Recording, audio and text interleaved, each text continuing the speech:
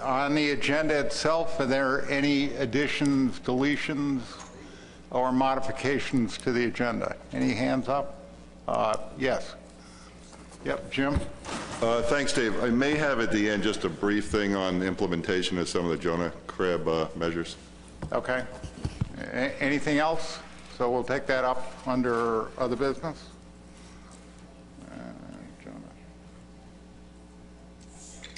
All right, so with that addition, any objections to taking up the agenda in the order that it was published? No objections. So we'll take it up in that order. As far as the proceedings from May 2017, any comments on the proceedings? No comments. Any objections to approving the proceedings by unanimous consent? The proceedings stand approved. Public comments, we had no one sign up. Is there anyone in the room that would like to speak on items that are not on the agenda? Anyone?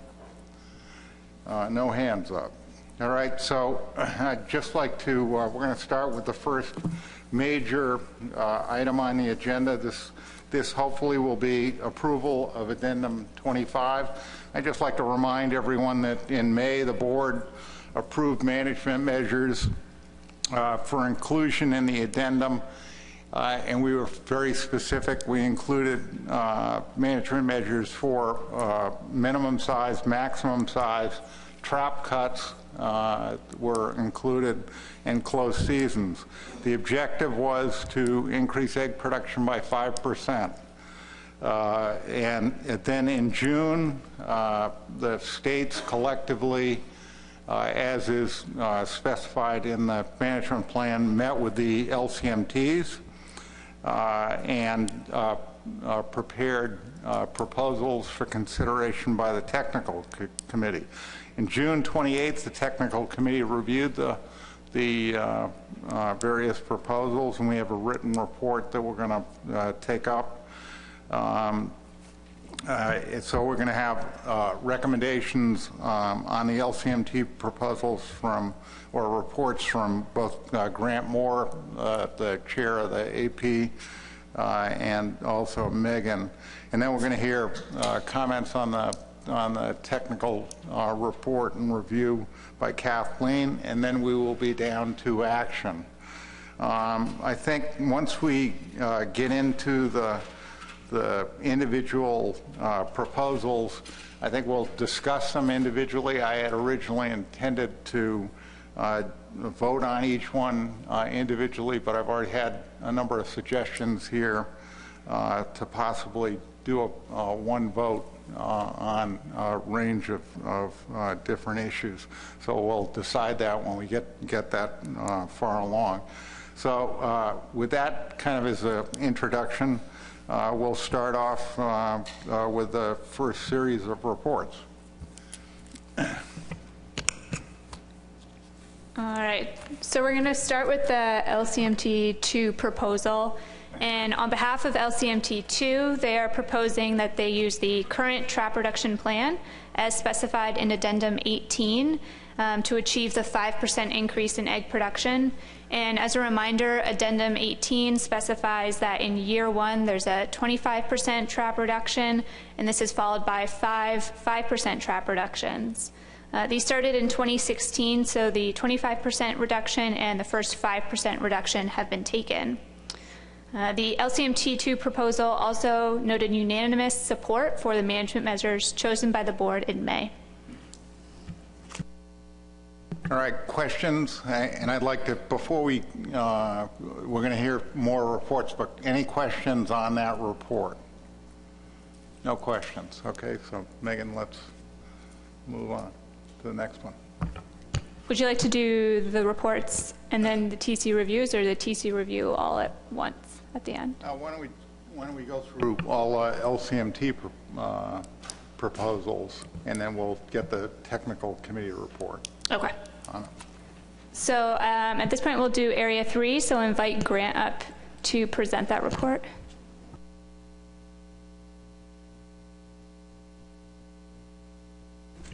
Thank you, Mr. Chairman. Thanks, Megan.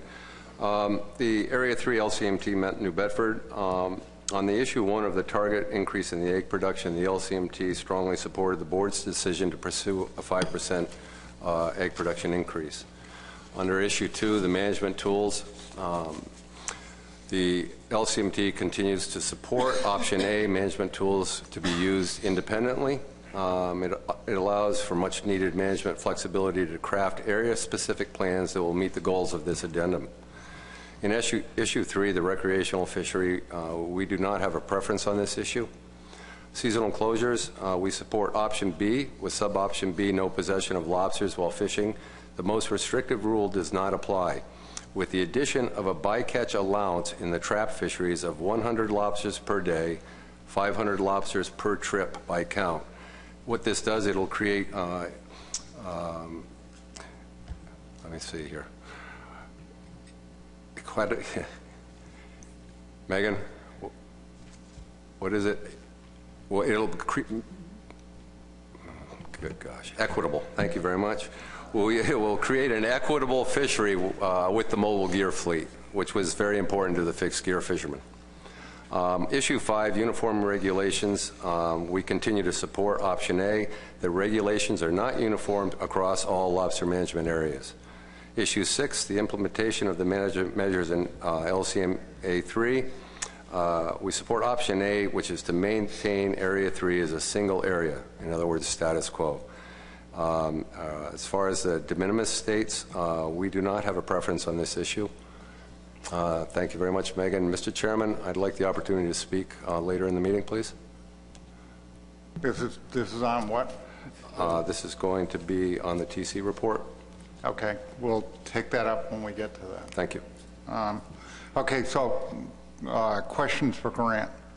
Any questions? No questions. Anyone in the audience? No questions.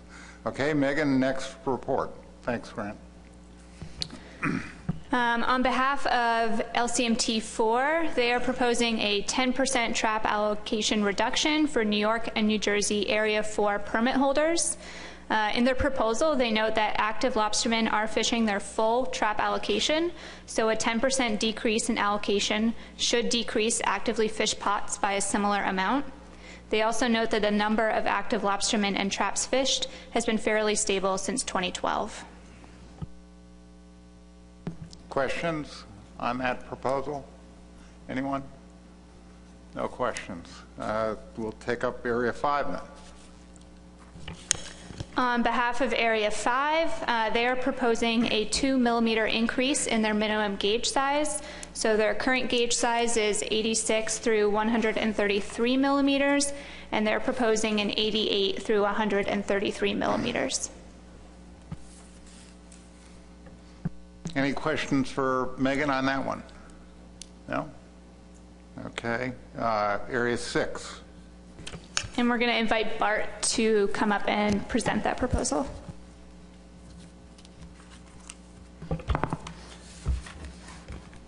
Thank you, Mr. Chair and Megan. And I'd also like to thank Mark Alexander and Colleen for spending the time listening to the LCMT committee's proposal.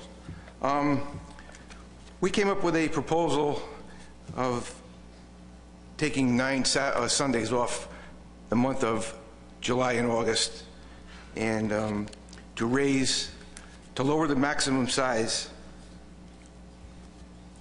on the lobsters from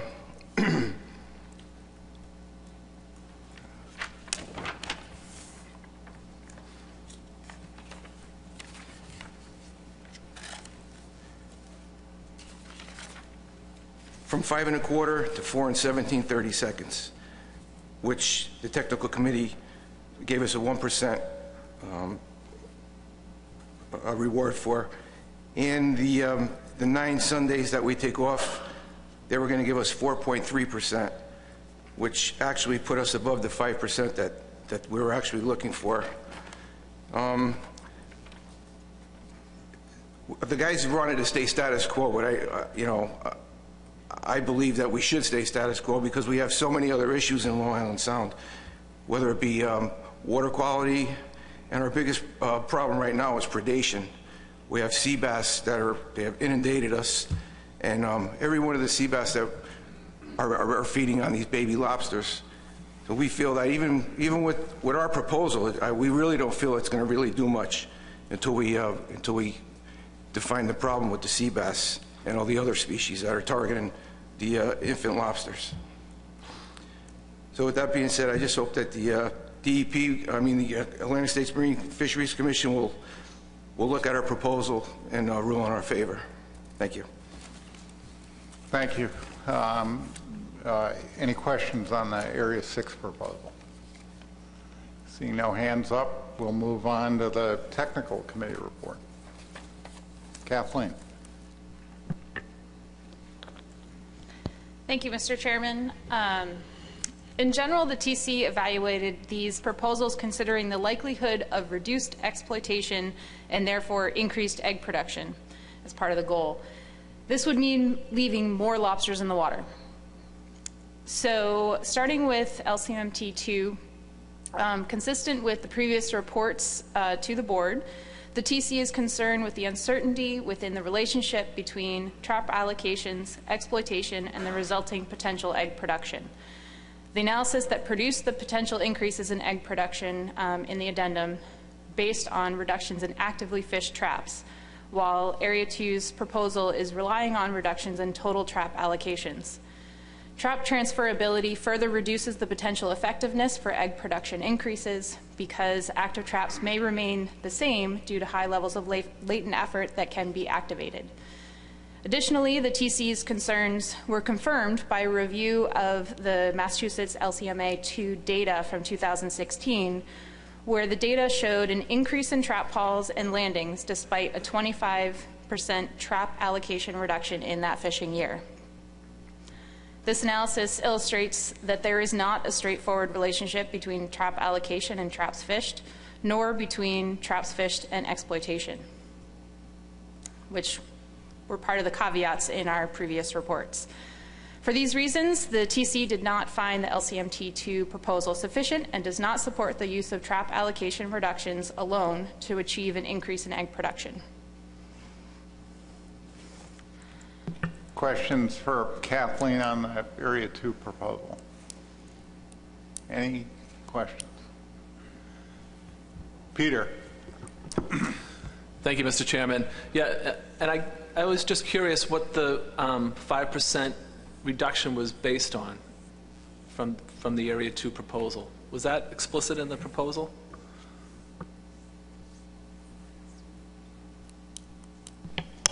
So the 5% is what was chosen at the May meeting, and the Area 2 proposal is to use the ongoing trap reductions to achieve that 5%. Does that answer your question? Yeah, and maybe I should have asked this when we were going through the actual plans, but I guess my question is how did these trap reductions that are already in place now add up? How did the Area 2 LCMT come up with the math to show that those existing trap reductions add 5% in egg production?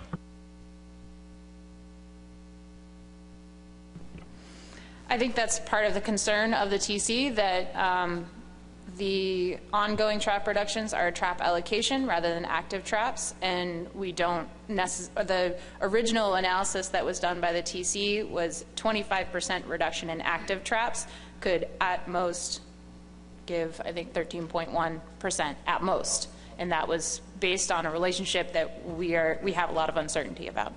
But I don't think that there was an argument within the proposal to solve the active traps versus trap allocation issue. Other questions? Dan, did you have your hand up? No? I'll have a comment, but I don't have a question. No. Any other comments or questions on the Area 2 proposal? No. Then Kathleen, would you do Area 3, please? So for Area 3, similar to Area 2, the TC does not support the use of trap allocation reductions alone to achieve an increase in egg production. Understanding that Area 3 is different from Area 2, the TC recognizes Area 3 may have lower levels of latent effort, but it is unclear if ongoing trap reductions will impact that active effort. It could also be more difficult to do a similar analysis of trap hauls in Area 3 as the Massachusetts LCMA 2 data review, because the Jonah crab effort offshore, we do recognize that. But we also recognize that those traps also have the potential to be redirected back into the lobster fishery, therefore negating conservation benefit to the lobster. So the TC does not find the LCMT 3 proposal sufficient. Any comments or questions on Area 3? Grant, do you want to, you wanted to address the technical comments on Area 3? Is that what you wanted to? Yes, it is. Thank you, Mr. Chairman. Well, why don't you do it now, and then we'll take them in. Eric Reed, did you have your hand up also? Okay. With all due respect, and I have the utmost respect for the TC and the work that they do, but industry begs to differ. Traps, actively fished traps, are the numbers that I think the board needs to look at, not a piece of paper that says I've got 1,000 traps in the door. The various addenda that have encouraged the industry to purchase trap allowances from other fishermen, basically all that is an industry-funded buyout, which has enabled industry to buy up to the cap, which is governed by NIMS, with the understanding that that cap would be reducing every year by 5%, so that at the end of the five-year reduction plan, instead of a cap of 1945, we'd be looking at a cap of 1548, which drastically reduces potential and active fishing effort. Industry is confident that after being told by the TC that a 25% reduction could achieve up to 13.1%, that we would achieve at least 10%. There's been huge amounts of money invested by industry into setting up for the transferability plan, which was Addendum 21 and 2 that if I remember correctly. And what we really need now is to move forward with this and see the active trap reductions. Of greater importance, the analysis that the TC's done on trap hauls. The Jonah crab fishery in New England has exploded. You're looking at a crab that literally a year and a half ago was 65 cents. Dock price now is $1.05 to $1.15. You've got vessels that in New Bedford alone, I think there are 12 vessels, and this is not including vessels that can carry less than 20,000 pounds, that are directly 100% hauling for nothing but Jonah crabs. Lobster is a bycatch. Those trap hauls are counting against lobster hauls, so the data that the TC has to work with is incomplete, and I don't fault them for that, but it is a big hole that I think doesn't give them the proper picture of what's taking place in Area 3. With that being said,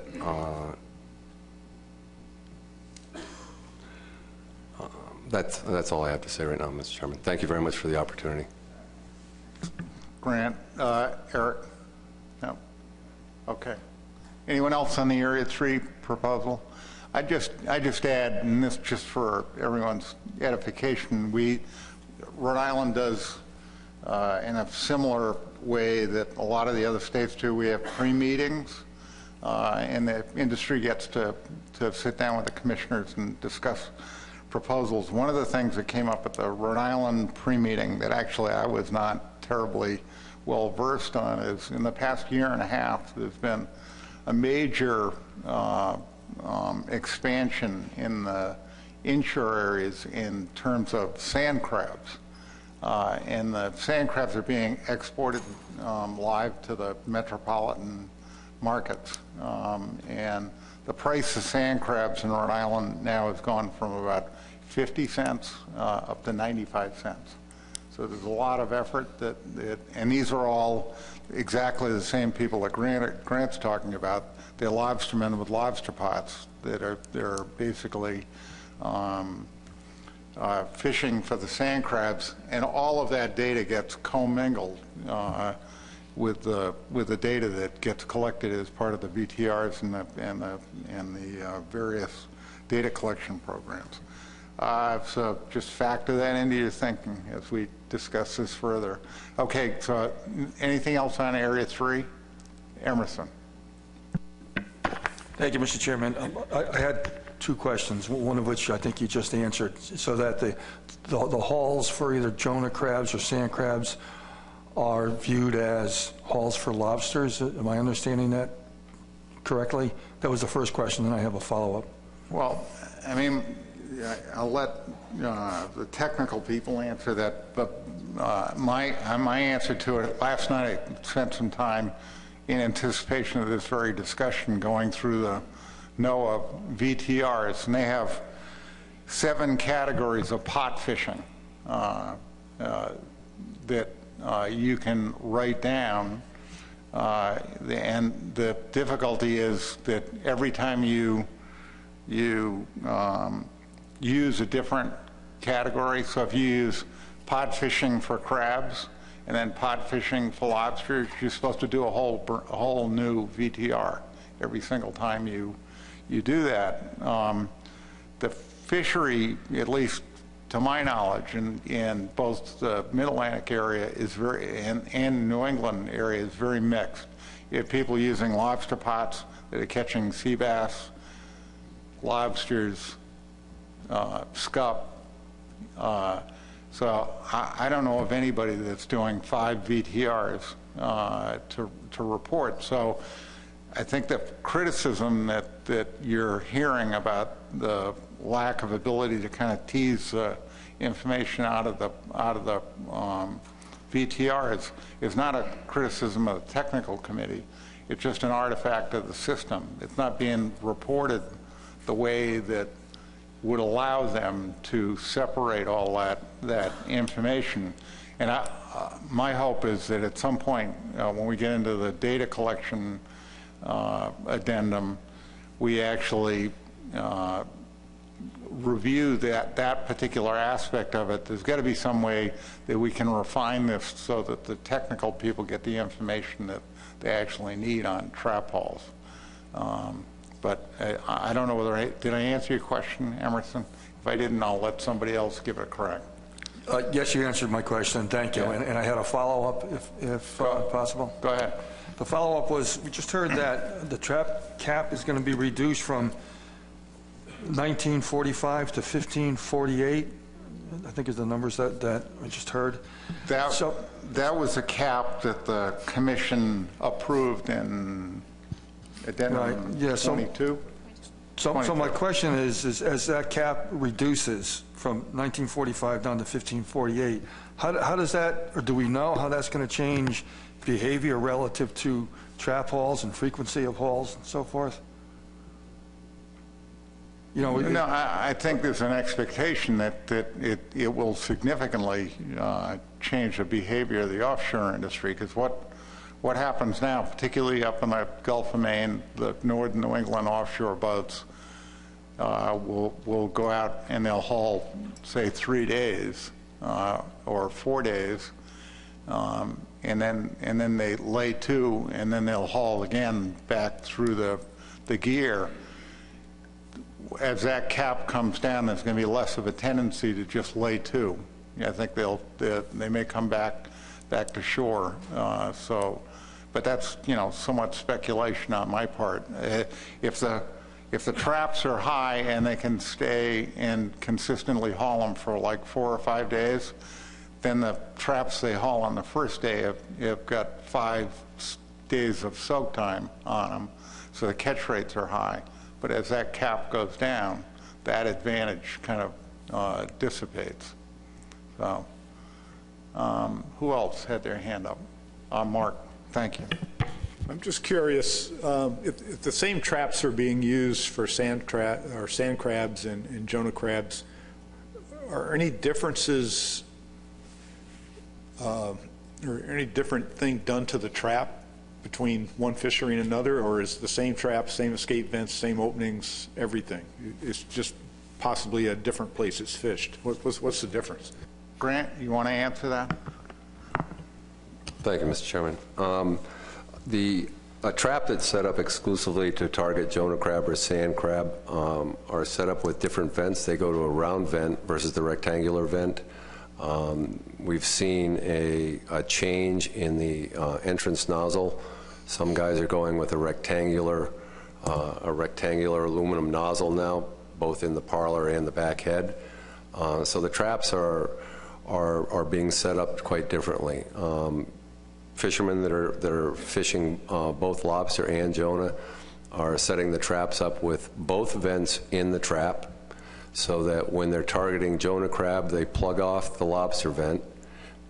These traps will basically normally are built with a heavier twine because the crabs are very destructive.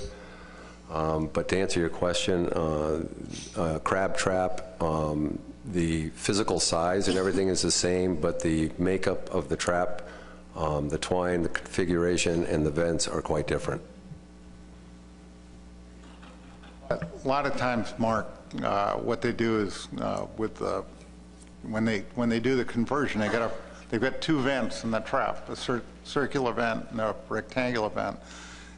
They're both legal vents, and when they want to fish for crabs, they just take a zip tie and put it around the center of the rectangular vent, and it closes down the space, so it's a fairly small space. The trap's still legal, but it retains all the crabs. Other questions on this? Roy.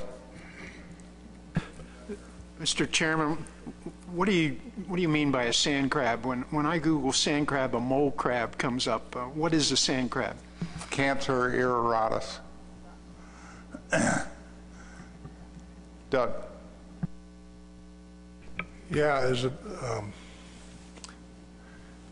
question and clarification that I'd like to ask. We're talking about the trap reduction in Area 3. Did NOAA Fisheries ever implement that trap reduction plan that was in Addendum 22? No. It's under consideration, I think is the way Peter described it to me earlier in the day. And Peter, correct me if I misstate that.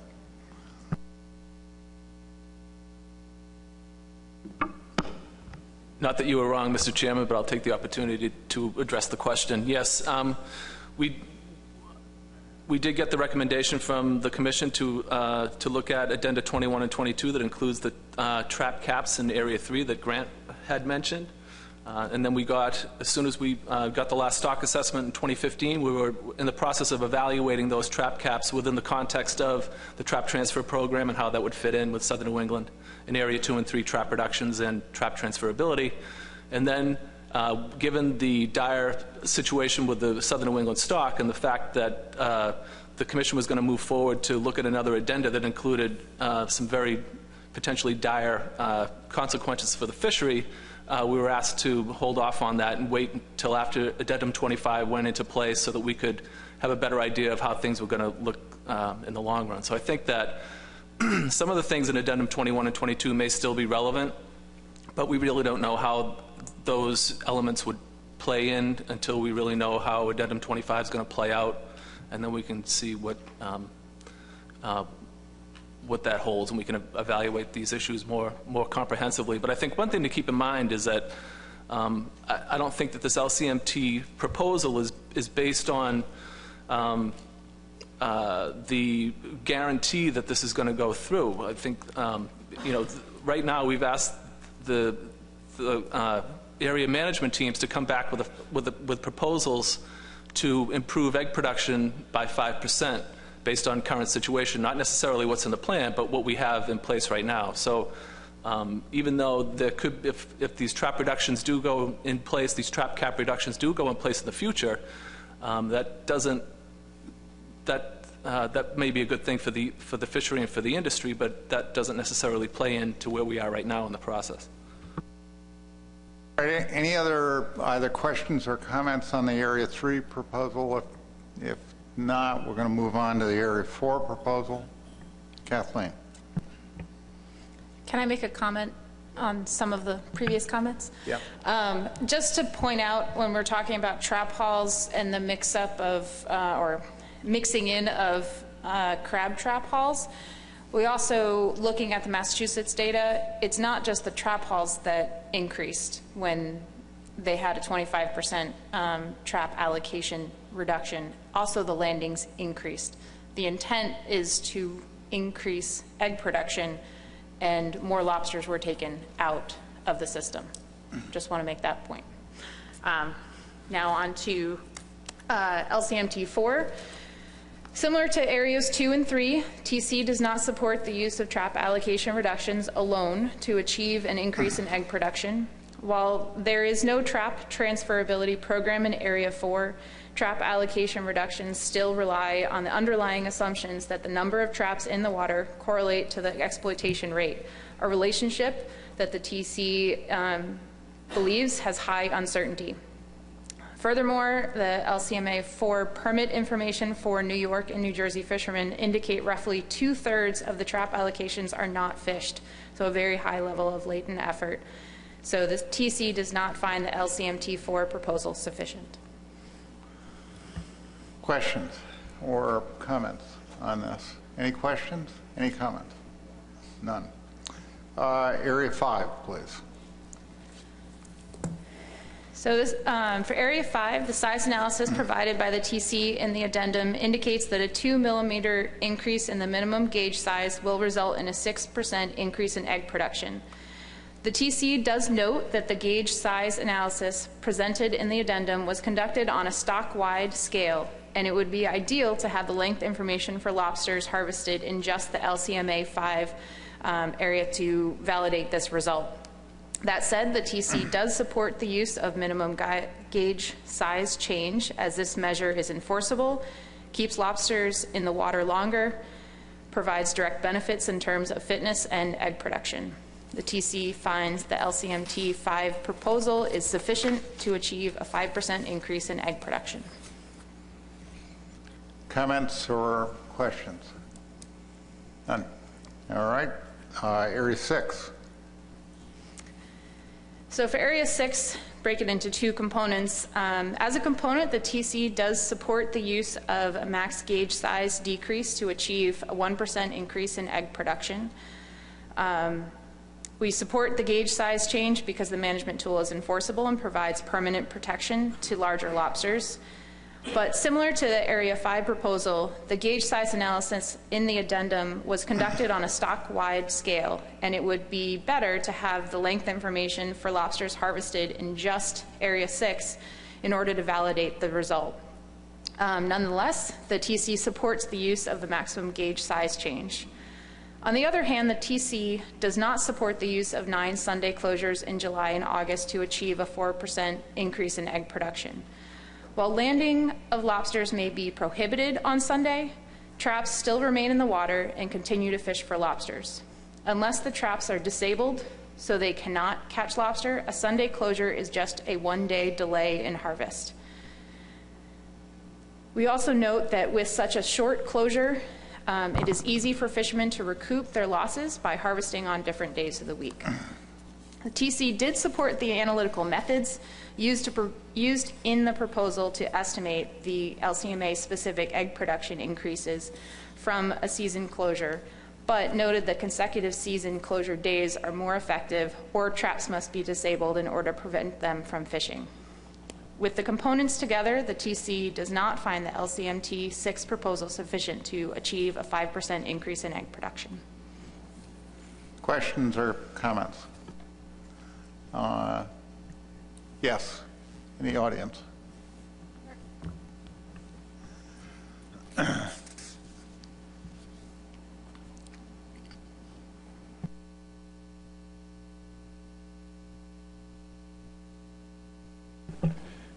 Thank you, Mr. Chair. My name is Bart Manzi. I fish in Area 6. I've been fishing there for over 40 years. At one time, we had over 700 license holders in Long Island Sound. We're down to 12 fishermen in Connecticut.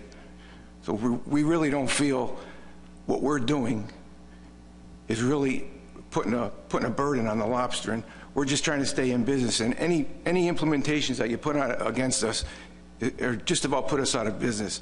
There's no new blood coming into this business. The average age of the fishermen that are there now are 60 years old, like myself. And I would just hope that you look at the real factors that are going on there. When we throw a lobster overboard, we don't know if it's going to make the bottom. We have so many sea bass in Long Island Sound. We don't know where they came from, but they're there. And from all the reports I get, when you open up these baby sea bass, they're loaded with small lobster.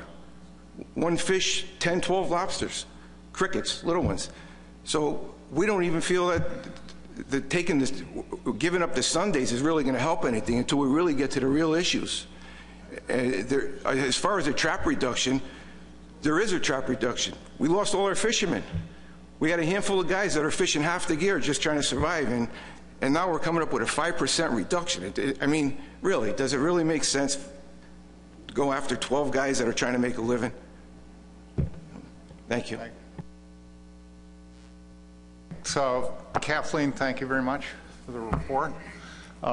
We're to the point where we can have a discussion if anybody wants to discuss various aspects of this, or we can entertain motions, either individually or collectively. What's the preference of the board? Eric, Reed? Thank you, Mr. Chairman. My preference would be to make a motion.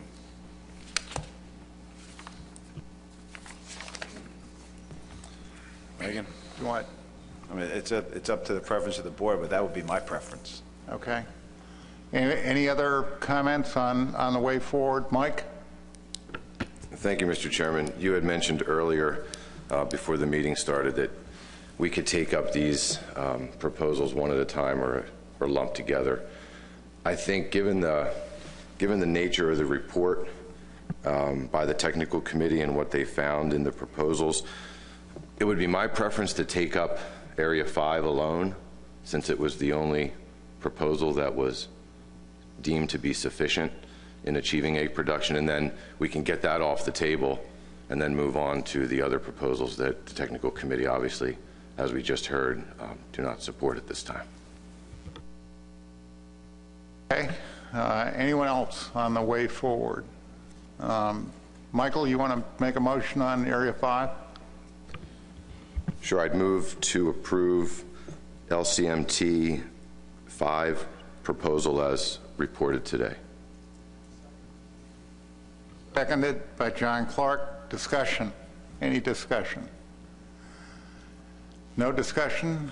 Any objections to approving the motion by unanimous consent? No objection. Motion stands approved. Eric, I'll go back to you. Would you like to make a motion? Yes, I would, Mr. Chairman.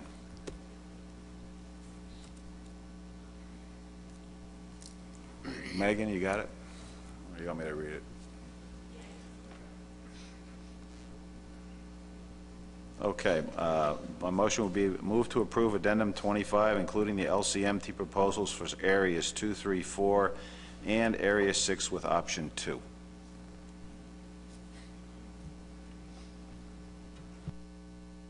Is there a second? Seconded by Emerson. Discussion on the proposal. Eric, you want to comment on it? Well, Mr. Chairman, I think there's been enough comments today by not only yourself, but Chairman Grant and a few others around the room, and we did have a lengthy conversation about these issues in May, and I don't think I need to add to that. I don't know if Emerson wants to speak to Area 6, but I don't have anything to add to the already long enough discussion. Thank you. Emerson, you want to comment on the motion? Thank you, Mr. Chairman. Yeah, I would support this motion. I mean, if we don't approve these, then I guess our option is to send these back to the LCMTs. And from what I've heard from a couple of the different LCMTs is that the proposals they put forth are or where they are on this issue, and if we send them back, they're not likely to come up with anything different. I think the analysis that was done by the states in support of the different LCMTs show a concerted effort in trying to increase and improve egg production. I also think that if we approve these, we can move this forward and get these measures implemented.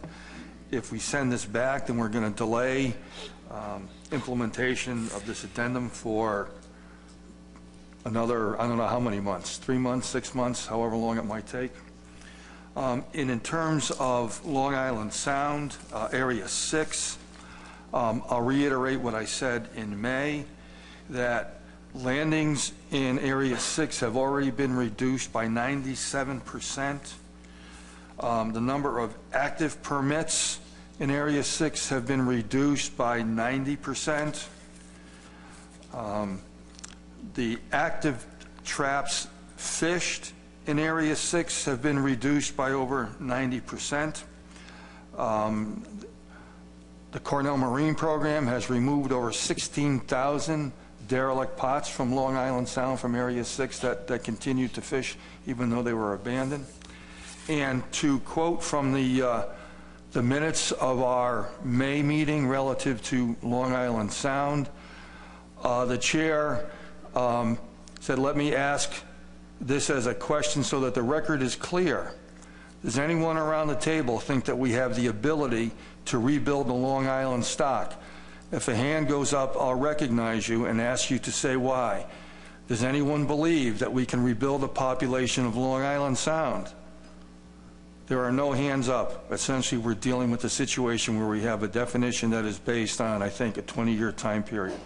So back in May, there wasn't anybody around this table who thought that there was a chance that we could rebuild the lobster population in Area 6.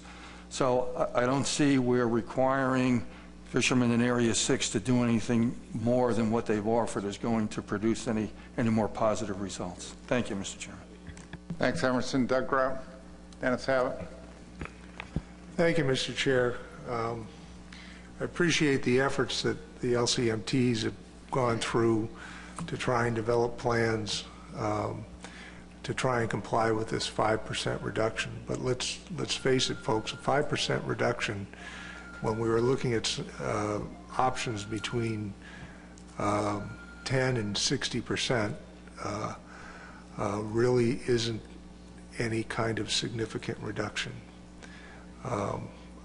When we decided to move forward with the 5% reduction, I actually, if we were going to go down that line, I'd just say, let's not approve this plan. Let's go back and start looking at how to change our management of Southern New England lobster. I was one that didn't raise my hand, Emerson, and when we were saying, do we expect it to be rebuilt? I'm concerned that we're putting out implementation of measures that really aren't going to do anything and taking credit for it. I can't support any of these. I would even recommend that maybe we seriously consider taking a reconsideration of whether we're going to finally approve this measure.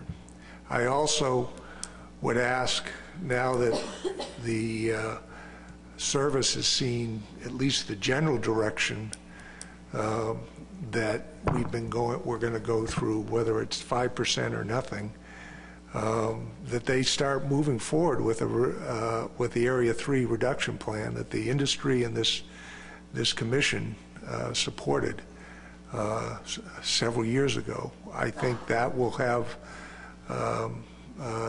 some significant impacts in protecting the offshore fishery there. So at this point, I can't support moving forward with this in good conscience, especially given what our technical committee has provided. And I would actually suggest that the board, when we make final determination here, vote down this plan, implementation of this plan. Dennis.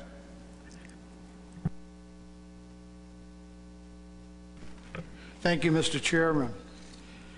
On the one hand, I'm willing to support this only because I know that it really doesn't have any effect.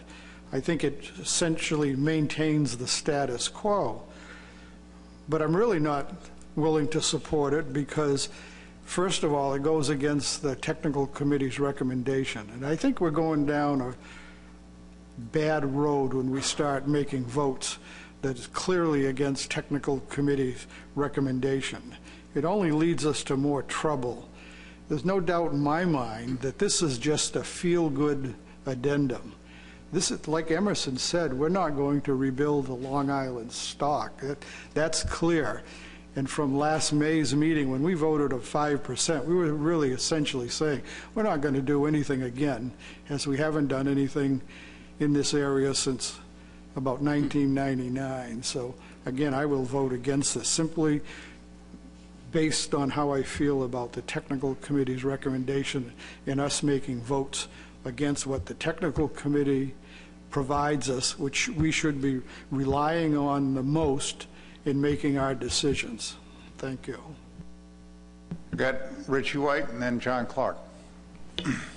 Thank you, Mr. Chairman. Might as well make it unanimous so you know how New Hampshire is going to vote.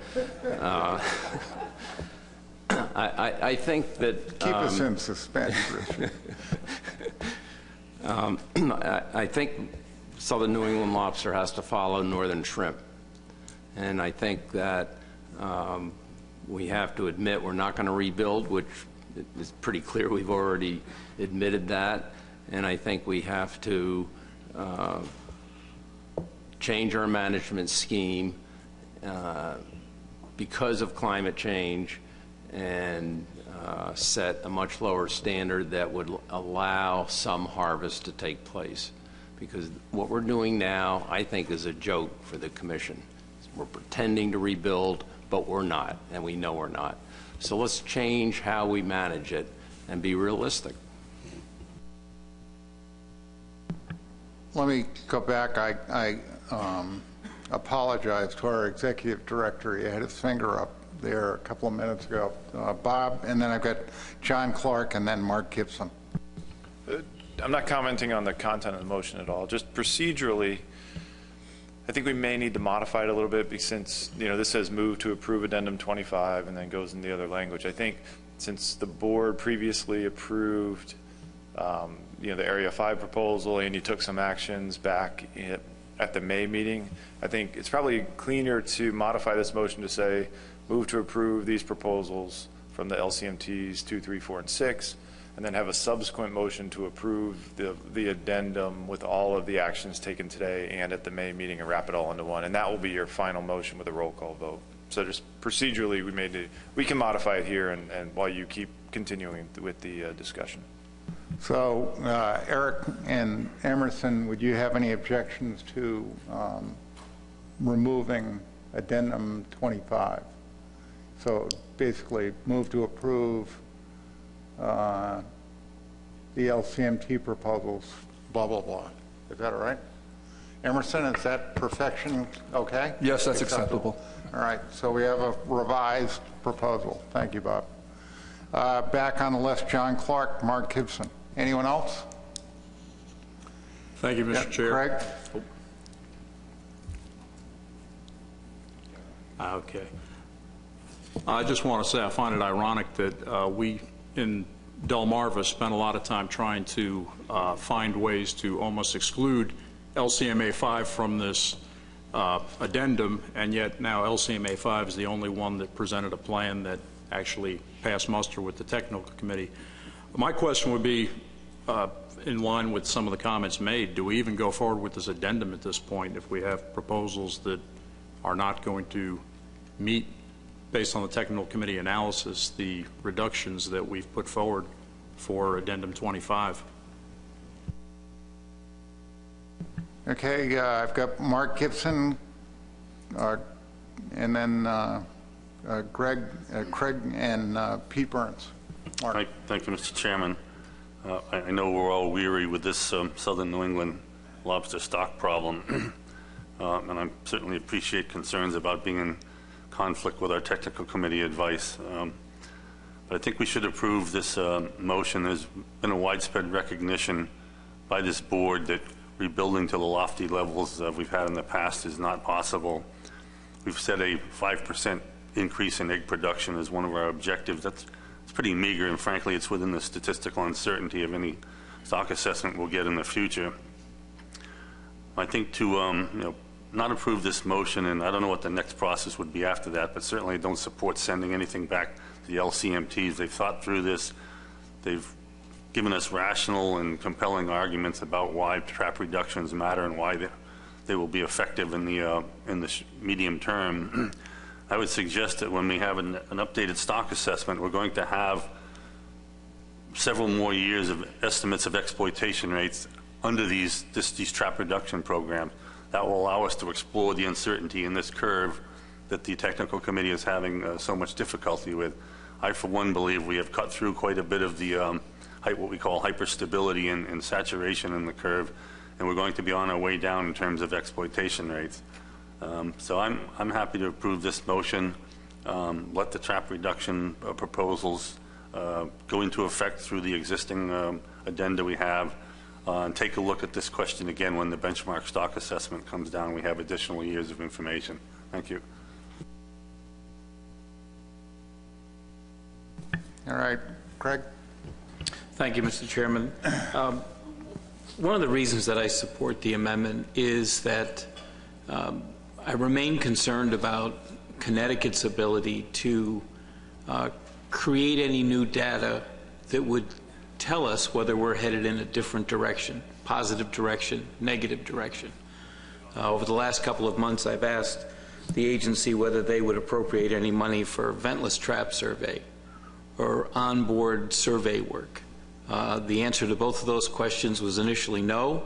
Then it seemed there might be some money available and no one to do it.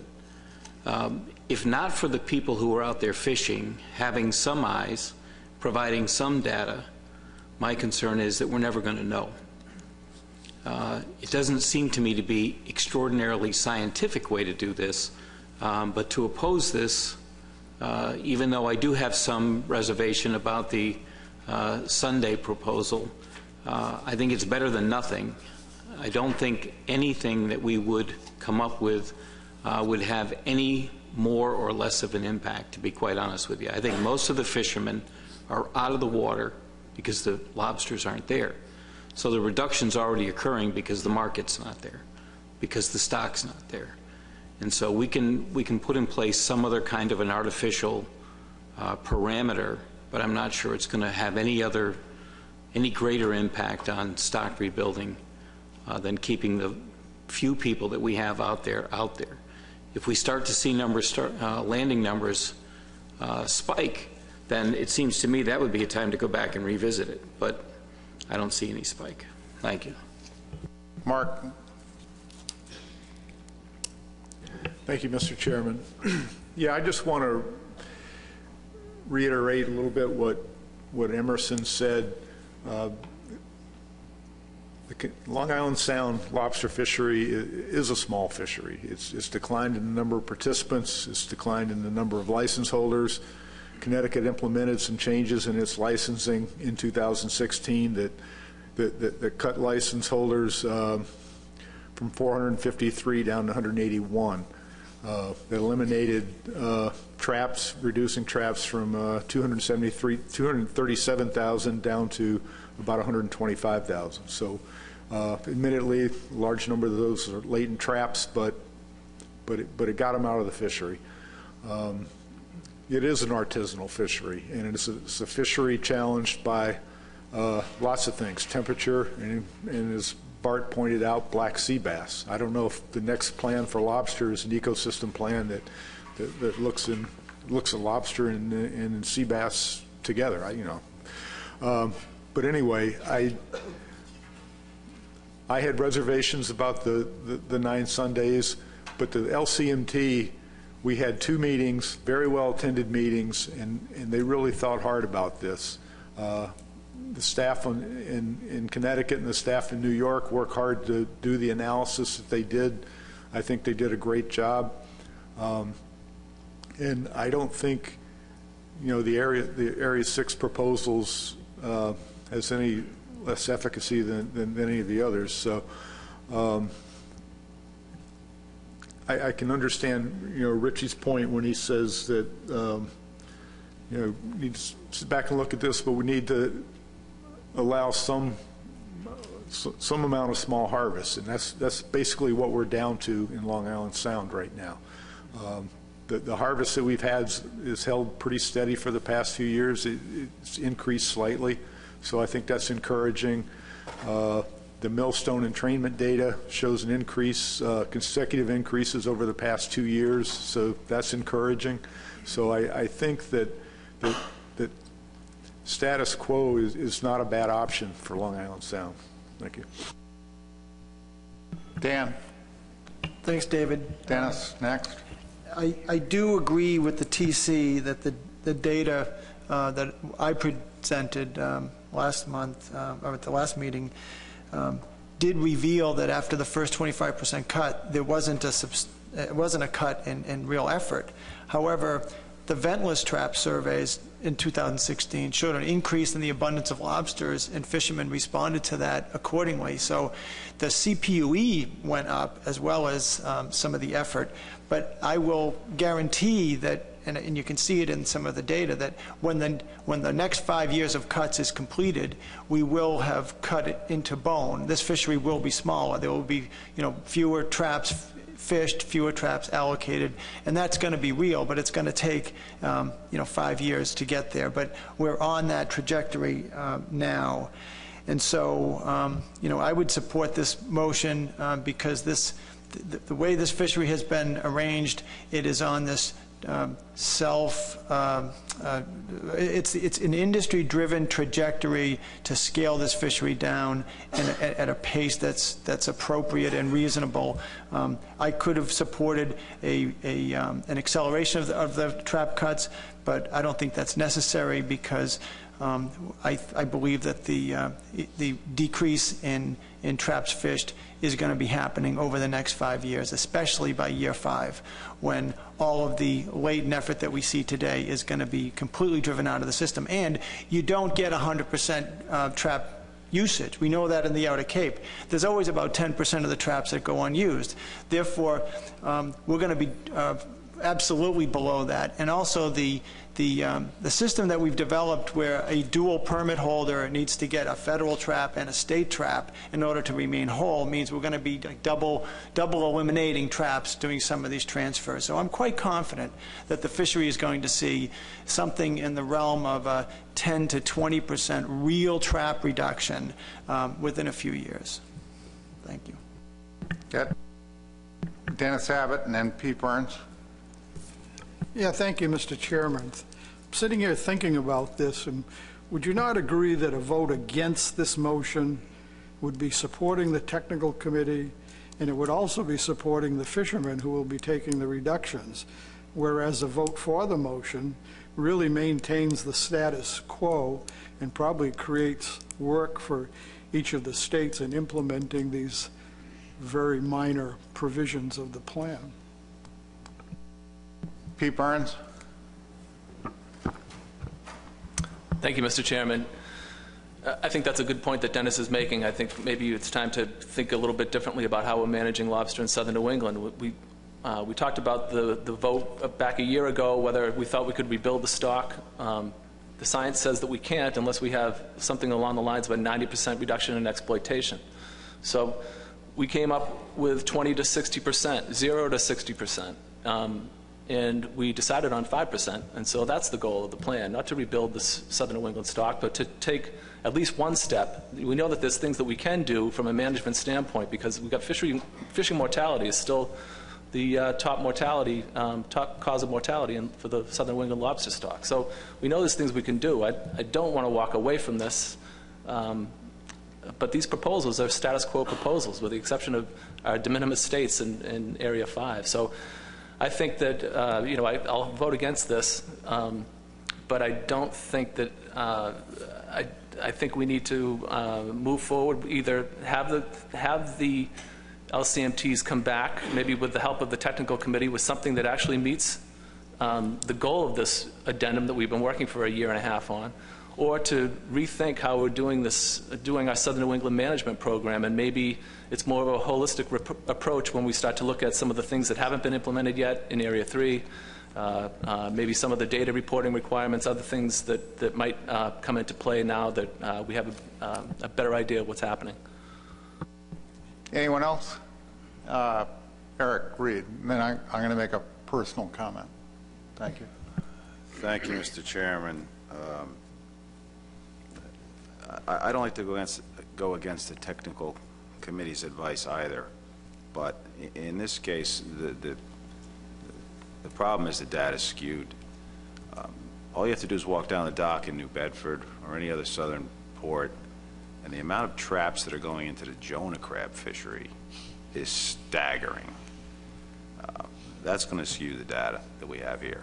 So I have to say that, you know, the data on trap hauls is not correct, because it's hauls for Jonahs, and that's skewing what we have here. Industry's asking for this. There are more trap reductions coming. This isn't doing nothing. This is supporting the industry in getting to a place where they can survive not only today but tomorrow and for a while. So we're not going against a well-informed TC. No offense to the TC, but the data has not been filtered out enough to really figure out what we're doing here. I think we should approve this and move along. Thank you. Okay, so anyone else want to make a comment before I make mine? Dan? Yeah, I would just like to respond to Eric's comment. The number of traps going to the Jonah crab is not staggering, because it's the same traps that are being fished for lobster. So the good news is, when we're all said and done, in Massachusetts there's only going to be 21,000 traps fished in Area 2, fished for either lobsters or Jonah crabs combined. So while we're making these trap cuts on the lobster fishery, even though traps are being diverted or targeting Jonah crabs, they're still being cut. And so that's the good news. Okay, so on the motion itself, I just want everyone to understand, if the motion passes, then we would move on to a overarching motion to approve the addendum as modified at this meeting and the last meeting. If the motion fails, then what's going to happen is we would remand the issue back to the LCMTs and basically ask them to formulate new proposals. So that's kind of so that everybody understands the path forward. Mike. Just a question, Mr. Chairman, and please excuse my ignorance on the trap reduction programs. It's not something that we do in our state. But I've heard a lot of people say that trap reductions are coming. There's obviously something set forth into the future that's going to reduce lobster traps. So my question is, what additional action that's being taken here accounts for that 5%? It seems to me like, and I've heard it mentioned, that this is a status quo approach, because those trap reductions are already in front of us for the other areas. So my understanding at this time is that these proposals are not actually achieving anything more than what has already been put in front of lobster fishermen. And therefore, you know, for me to go home and to speak to our fishermen who, as John Clark mentioned, wanted to be out of this whole thing altogether anyway, because there's only 4 or 5 fishermen in all of Area 5 down in Delmarva, to go back and tell them that we were the only area that actually took action to keep more lobsters in the water is going to be incredibly difficult. So with that said, I'm not going to be able to support the motion moving forward. Thank you. Megan, you want to comment on that point? Sure, and then I can talk a little bit about process here for the vote. So the Area 2 and 3 trap reductions, those are ongoing because they were a part of Addendum 22. or excuse me, 18. So those are ongoing. So kind of regardless of the vote here, those will continue. But the board did specify in the Addendum 25 that any action from 2015 forward would be considered for this addendum. So that's how those two areas are using those trap reductions. The area 4 trap reduction is not ongoing, so that would be something new. And then the area 6 measures would be new as well. And just to kind of speak to the order of the votes here, if we vote yes on this, then we would then move to the roll call vote on the addendum. So that some people have mentioned voting up or down on the addendum. That's when that vote would happen. If we vote no on this, as David mentioned, we go back to the LCMTs.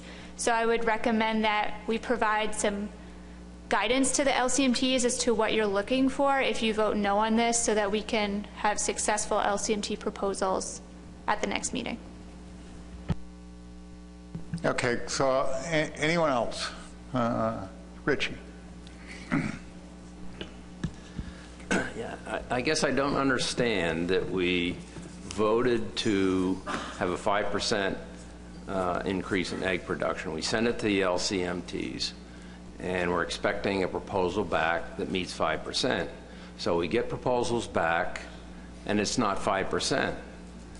And so now there's arguments about why we should accept them, even though it's not 5%, that we passed previously that said that was what we were going to do.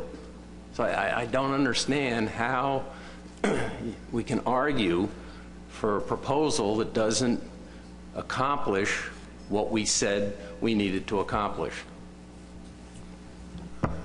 Well, that actually is a good segue to one of the comments that I wanted to make. And I just remind everybody that when the board approved this action back in May, right, we had a very lengthy discussion about trap cuts, whether or not we were going to include trap cuts. And the reality is that the analysis that the technical committee did on trap cuts basically indicates that if you reduce active traps by 25%, you get up to a 13% credit towards egg production. So it's 25% traps up to 13%. The problem with that analysis is there's a lot of uncertainty around in the analysis. So I think it sounds, I totally understand why Richie and other people are saying we're doing nothing, but if you were to go back and really scrutinize the technical comments on this, what they're really saying to us, there is uncertainty in that analysis. They actually had a 95% confidence interval around the estimate. And I think Kathleen, correct me if I'm wrong, but I think it went from 2.5% to 16%. That was the range. And then before they did that analysis, they did another analysis where they used a different time frame, and they came up with a different range confidence interval. The second point I would emphasize is that, this is such an evolving situation for the board to try to wrestle with. Grant Moore talked about, and I commented on it from Rhode Island perspective, but you can name dozens of boats. These are lobster boats with lobster permits. They use lobster gear that aren't fishing for lobsters. All of that information goes into the system, and yet the technical database can't tease out how much effort's going into actual lobster versus how much is going into Jonah crabs. And now we have this new development where the effort is starting, that same effort is now going into sand crabs. And it's all part of so, I mean, we can't expect, and this is personal opinion, we can't expect the technical people to do an analysis when they don't have the data to do it. And they're giving us good advice that there's uncertainty around these estimates. And that's what we're all struggling with. The other personal comment is, and it goes back to something the commission chairman said, we need to get on this with figuring out how to manage stocks like Southern New England lobster. I would just point out to the assembly here that this is not the only stock that is suffering from exactly these types of consequences. You could put together a list of at least a dozen stocks that are managed by the Commission and or the New England Council and or the Mid-Atlantic Council that fall into exactly this situation. And somehow all of us, I think, have to work together and figure out a way forward so that when we have these stocks that are being buffeted by environmental change, we manage them differently. We set our expectations differently. I don't think we're going to do that today. I think that's something that, you know, we got the chairman, we got multiple chairmen here from the councils and commissions, and there's a way forward there, but that's something we've all got to collectively and collaboratively work on. And I know a lot of effort has already gone into it, but we're not going to do that today. So I think the decision here is whether or not we take a step forward, take some action, continue kind of this path forward. There have been about 15 actions by the Commission on trap cuts, managing by traps. I don't view this as status quo. I view this as continuing that, but that whole exercise, as Mark Gibson, I think, correctly characterized, that whole exercise in terms of trap cuts, it's going to play out at some point. If you have no traps in the water, you have no fishing mortality. So at some point, we're going down this hill in terms of traps, and it's going to bite into the mortality. You know, I don't think it's appropriate to expect the technical people to tell us when. They can give us estimates, but they can't tell us exactly when that's going to take place. So for my 2 cents, I think we need to get on with this and decide we're either going to move this forward or we're not going to move it forward. And if we don't, then we remand it back to the LCMTs. But I'll predict if we do that, we're going to be right in the same position 3 months from now. I don't think we're going to advance. So is there any further discussion on this? Yes, Adam. Thank you. So to your desire to come to a determination whether we're going to move this forward or not, my sense is remanding something back to the LCMTs is not going to get us anywhere. I'm going to make a motion to postpone indefinitely further action on Addendum 25.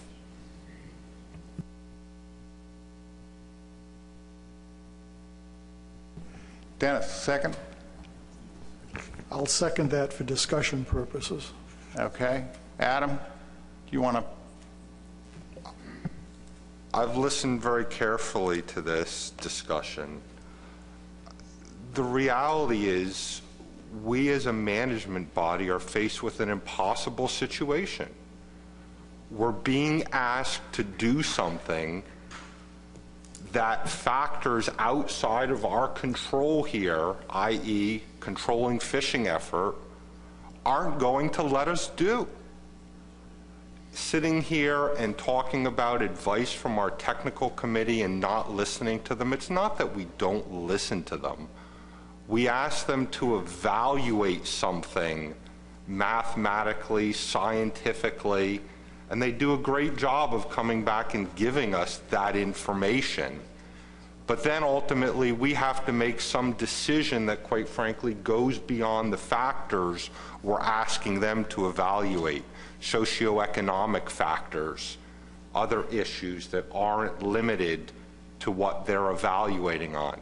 And they look at these proposals and say, no, we can't mathematically give you a filled-in Excel spreadsheet that says these proposals meet our reduction.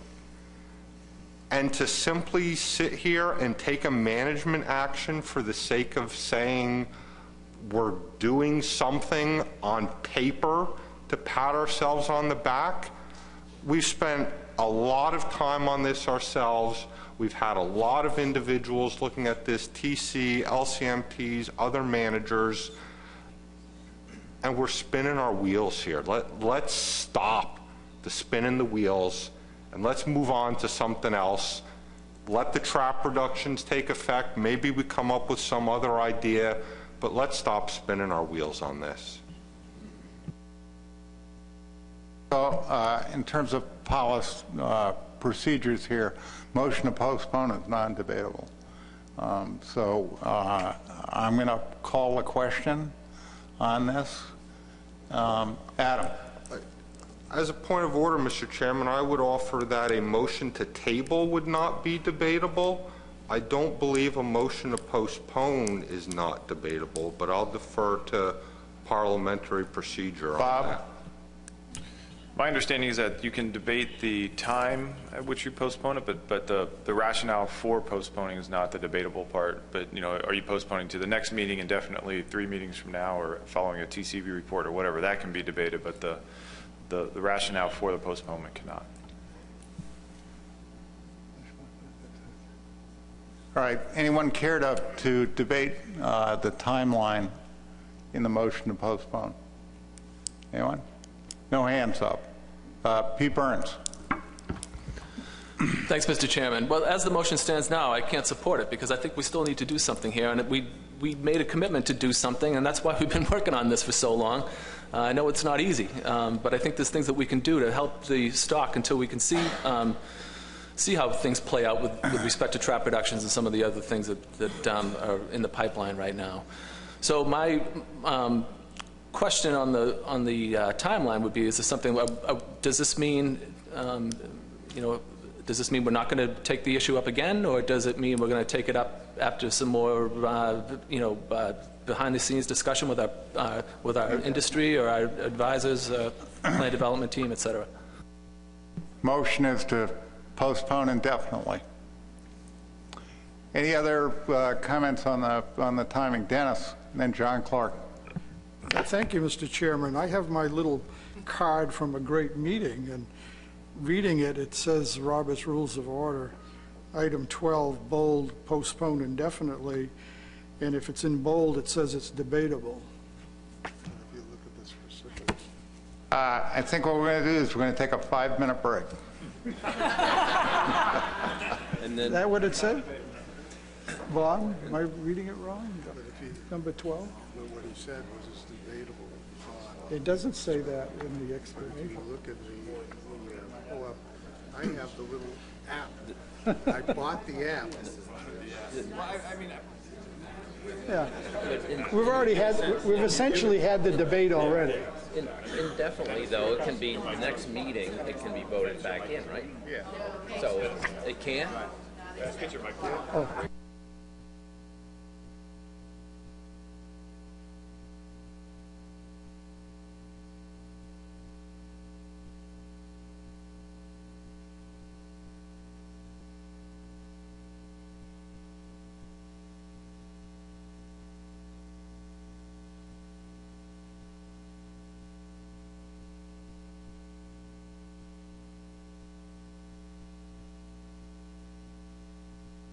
All right, we're going to reconvene in about 2 minutes, and I'm going to ask Bob Beal to just summarize what the rules are here. Way forward.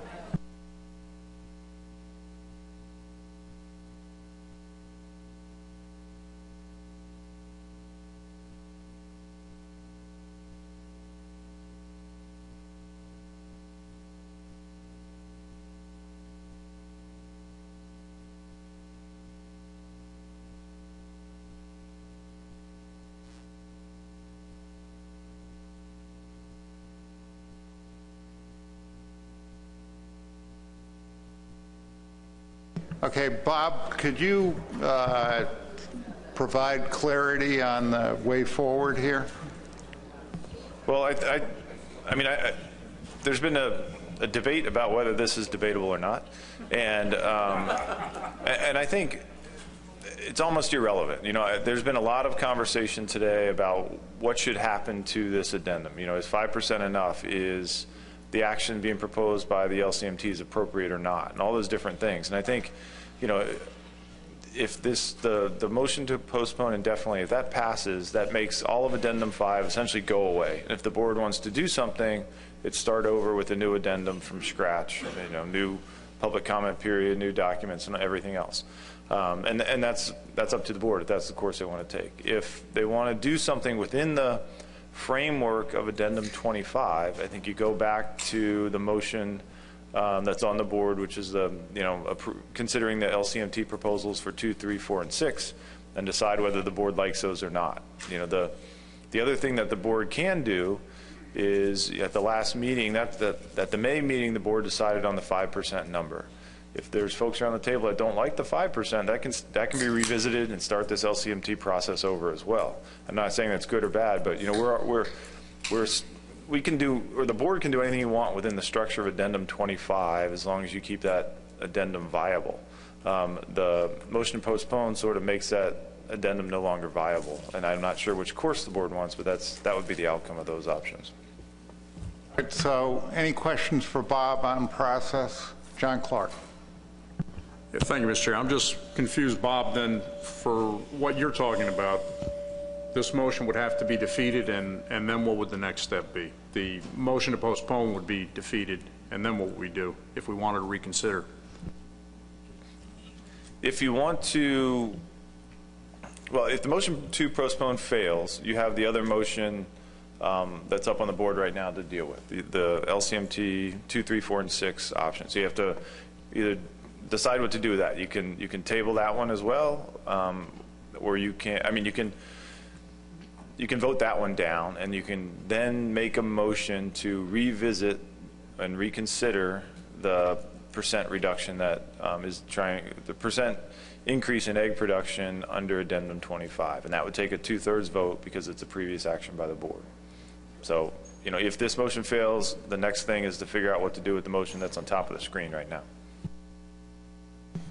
Right, Emerson, this is on the process. Yes, Okay. thank you. Yes, and I'm not clear. So if the motion to postpone indefinitely is passed, we can no longer revisit or recall Addendum 25. Is that correct? Yeah. Yeah, it essentially goes away. It means this is postponed indefinitely, no additional action by the board on that addendum. Everyone clear on the implications of what you're about to vote on? So I'll allow everybody a 1-minute caucus, and then we're going to vote.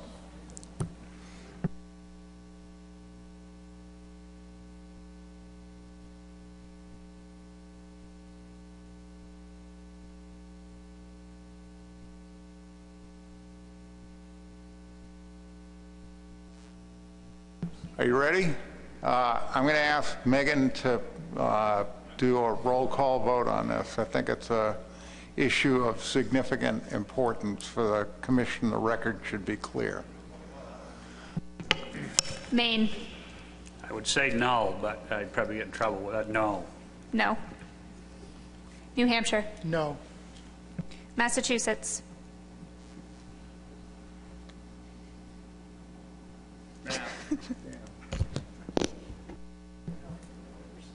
No.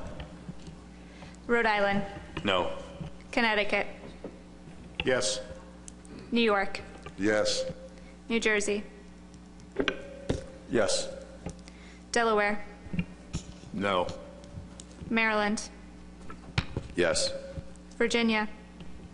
No. And NOAA Fisheries. No.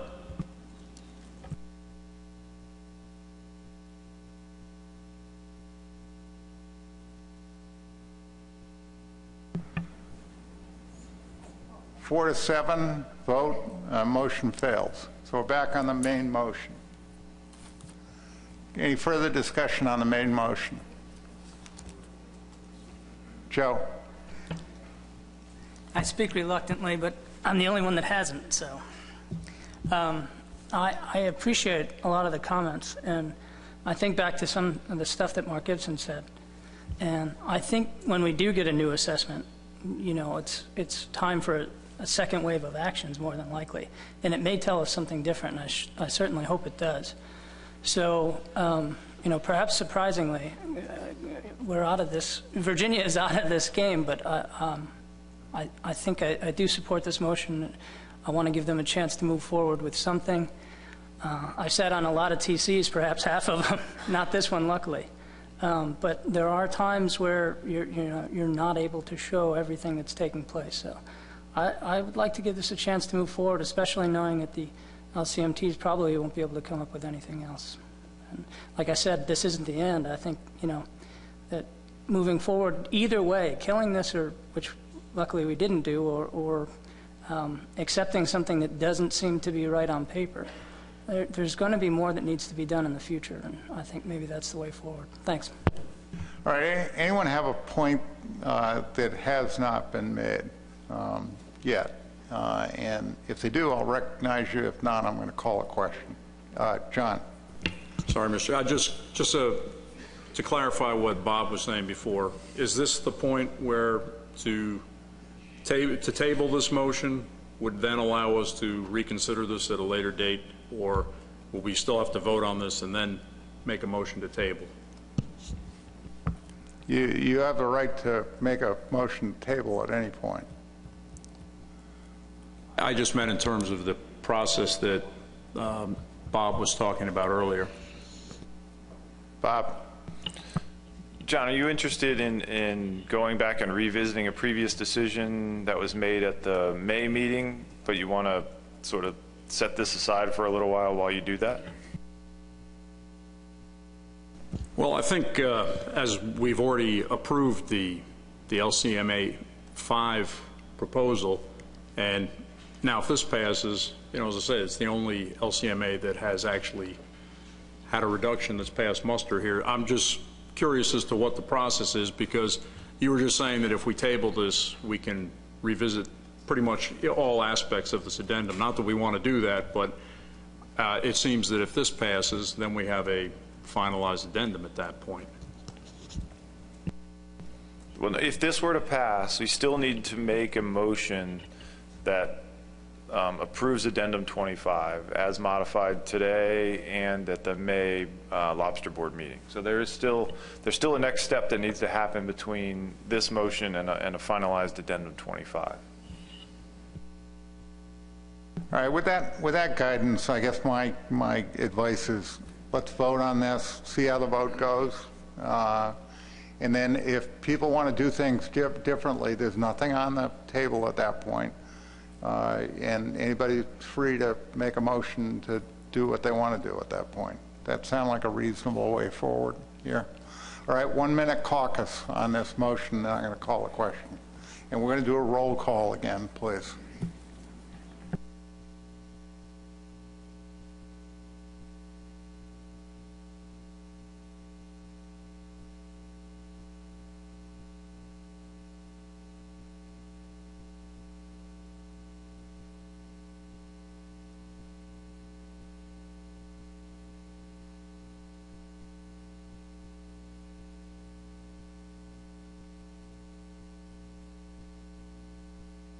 All right, Megan, please call a roll. Maine. Abstain. New Hampshire. No. Massachusetts. Yes. Rhode Island. Yes. Connecticut. Yes. New York. Yes. New Jersey. Yes. Delaware. No. Maryland. No. Virginia. Yes. No fisheries. No.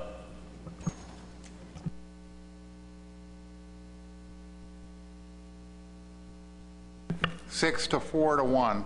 Motion passes.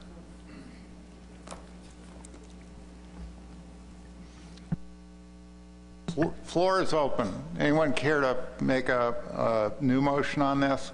Otherwise, we need a motion to approve the addendum as modified by the discussion at the May meeting and at this meeting, and that will finish the addendum. And if that type of motion passes, I'm going to want to make a couple more comments. Dan McKernan. I'll make a motion, David, to approve Addendum 25 as approved at the May meeting and as amended today. Is there a second? Seconded by Mark Gibson. Discussion on the motion. Doug. Thank you, Mr. Chair and members of the board. I urge you not to move forward with this addendum. And here are the reasons why.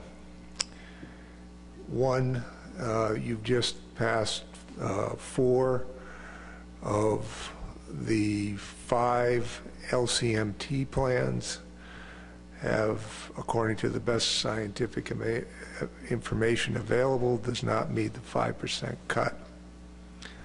Number 2, 2 of those LCMT plans will occur whether or not this plan gets passed.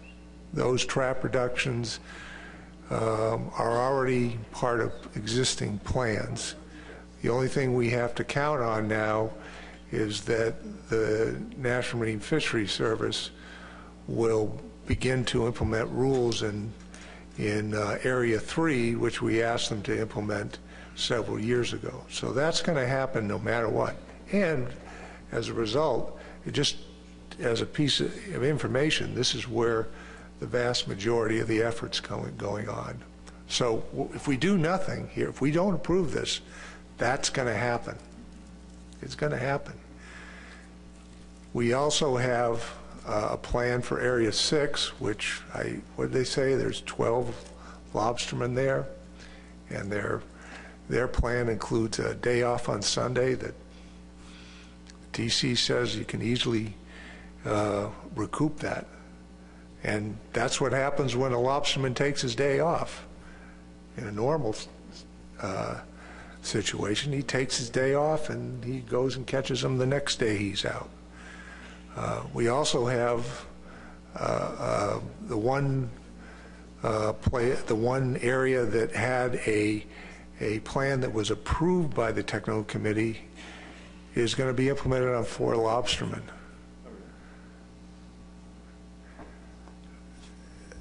This is going to be, I think, a difficult press release for Tina to put out, saying we approved an addendum for a 5% reduction, 2 of the plans are already going to occur anyway, and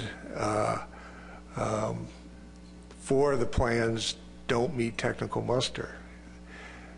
We've got to take a different direction with Southern New England lobster. You've got to start thinking about a plan that's going to address what's happened because of climate change. We've all agreed that we're not going to be rebuilding Southern New England lobster. You had comments throughout this process from your constituents saying, we don't want our preferences not to have any changes, but if we have to, we'll do this.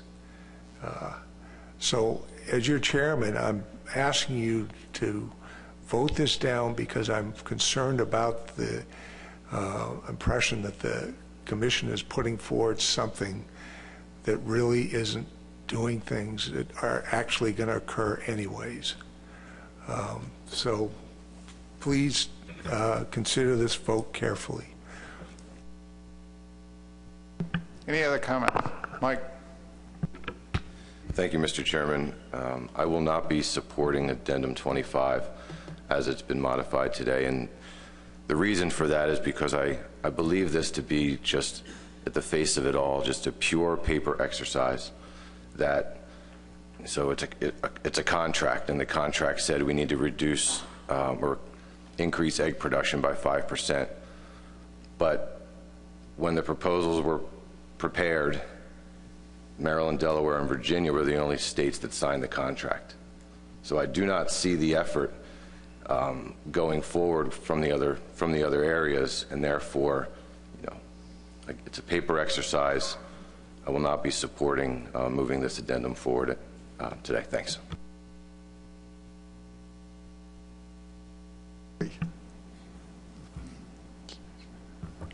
I've been sitting here pretty quiet for the last hour and a half and listening to what's going on.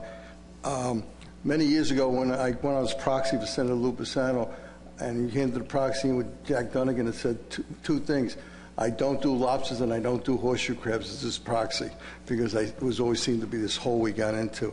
I cannot support this addendum.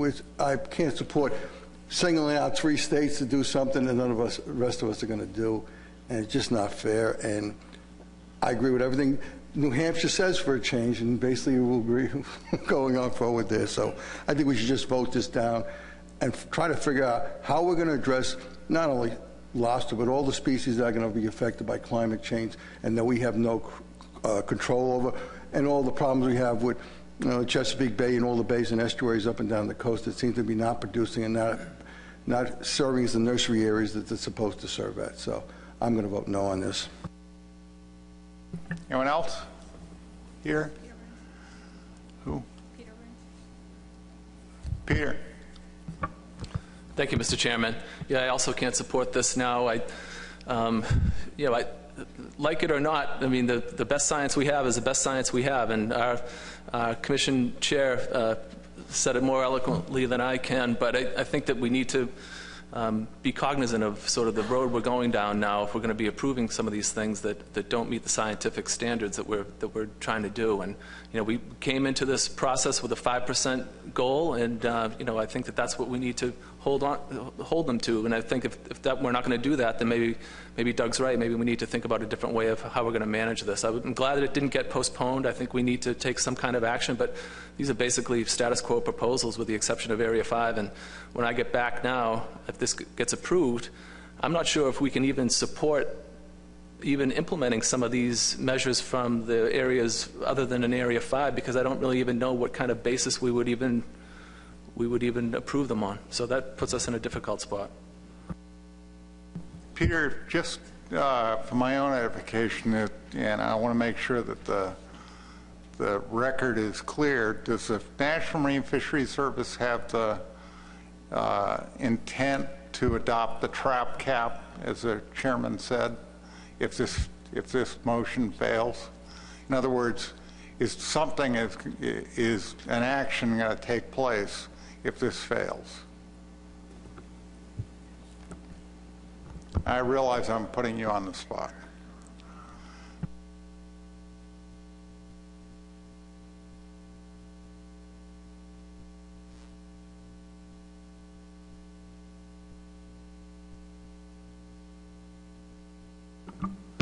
Yeah, I think that's something that's still on the table, and regardless of the vote. But I think it's something we wanted to be able to see what the full slate of fishery management actions is going to be with respect to Addendum 25 and everything else. And maybe that's another way that we can look at this more holistically to see what types of benefits we can get from those Addendum 21 and 22 measures that come into play. So I think that one doesn't, negate the other. I think that, we're considering those measures regardless, but depending on what happens here today, it's going to change how we evaluate them, certainly. Okay, so are we ready for a vote on this? Emerson. Thank you, Mr. Chairman. I have a question on process. So if this motion is defeated, then what happens with Addendum 25? Is it dead and forever gone, or does it linger in limbo somewhere? We're in the unenviable position that we've approved the LCMT proposals. We just did that. If this motion were to fail, or if this motion were to fail, then I'm not exactly sure where we are. If someone could make a different motion to move forward, Bob, or go revisit some of the motions that we already made, but No, thank you. Yeah, there's two courses forward if this were to fail. There's probably a lot more, but there's two primary ones. One is the board can start an entirely different action. David, I think your mic's still on. The board can start an entirely different action, or the board can go back and reconsider the series of motions that it's already made under the umbrella of Addendum 25. So, you can reconsider the proposals that were, approved. You can reconsider the 5% egg production increase and everything else. So, it's not dead, but it may not be the most efficient path forward if the board wants to do something entirely different on Southern New England. Yeah, it's the thing that I'm struggling with is the board previously approved, and I read this intentionally, minimum size, max size trap cuts in closed seasons. Those are the options. So if we want to do something, and we also approved a 5% egg production target.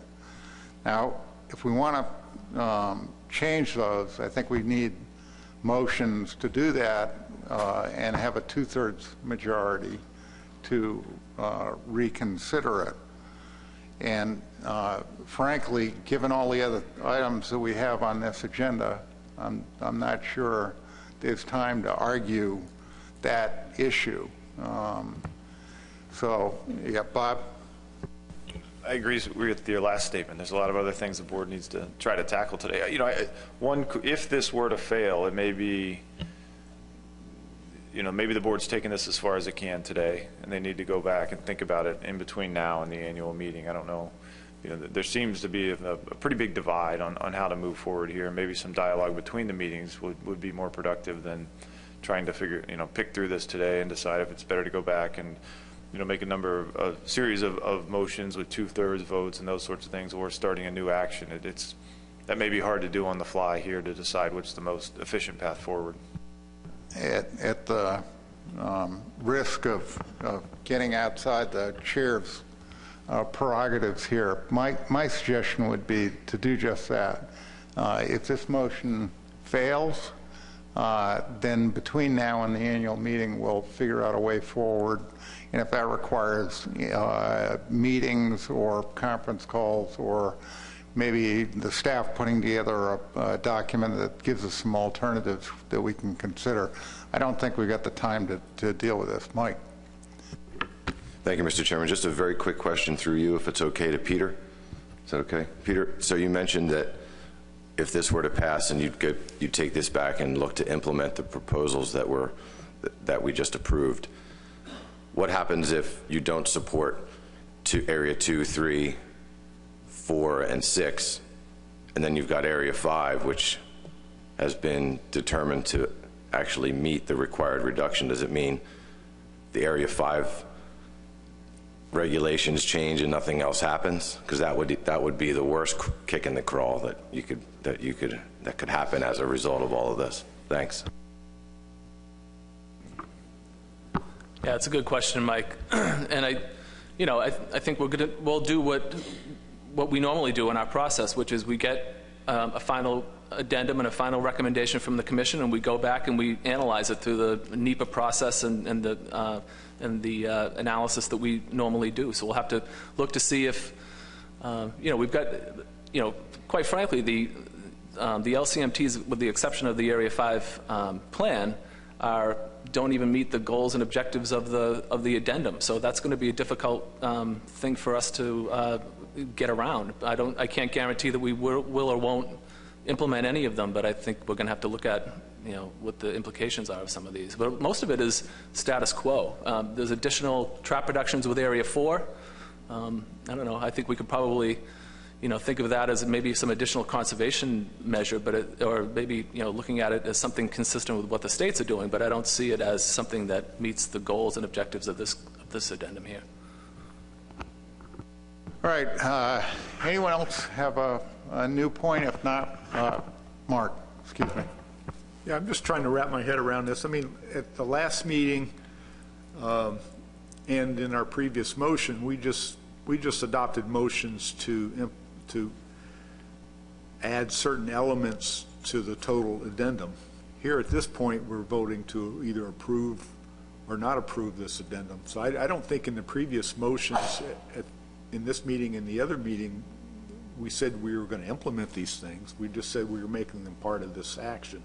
Now, if the action goes away, all those elements go away, right? All right, another roll call vote, please. You need a 1-minute caucus? Anyone here? Okay, so 1-minute caucus, and then Megan will take the roll.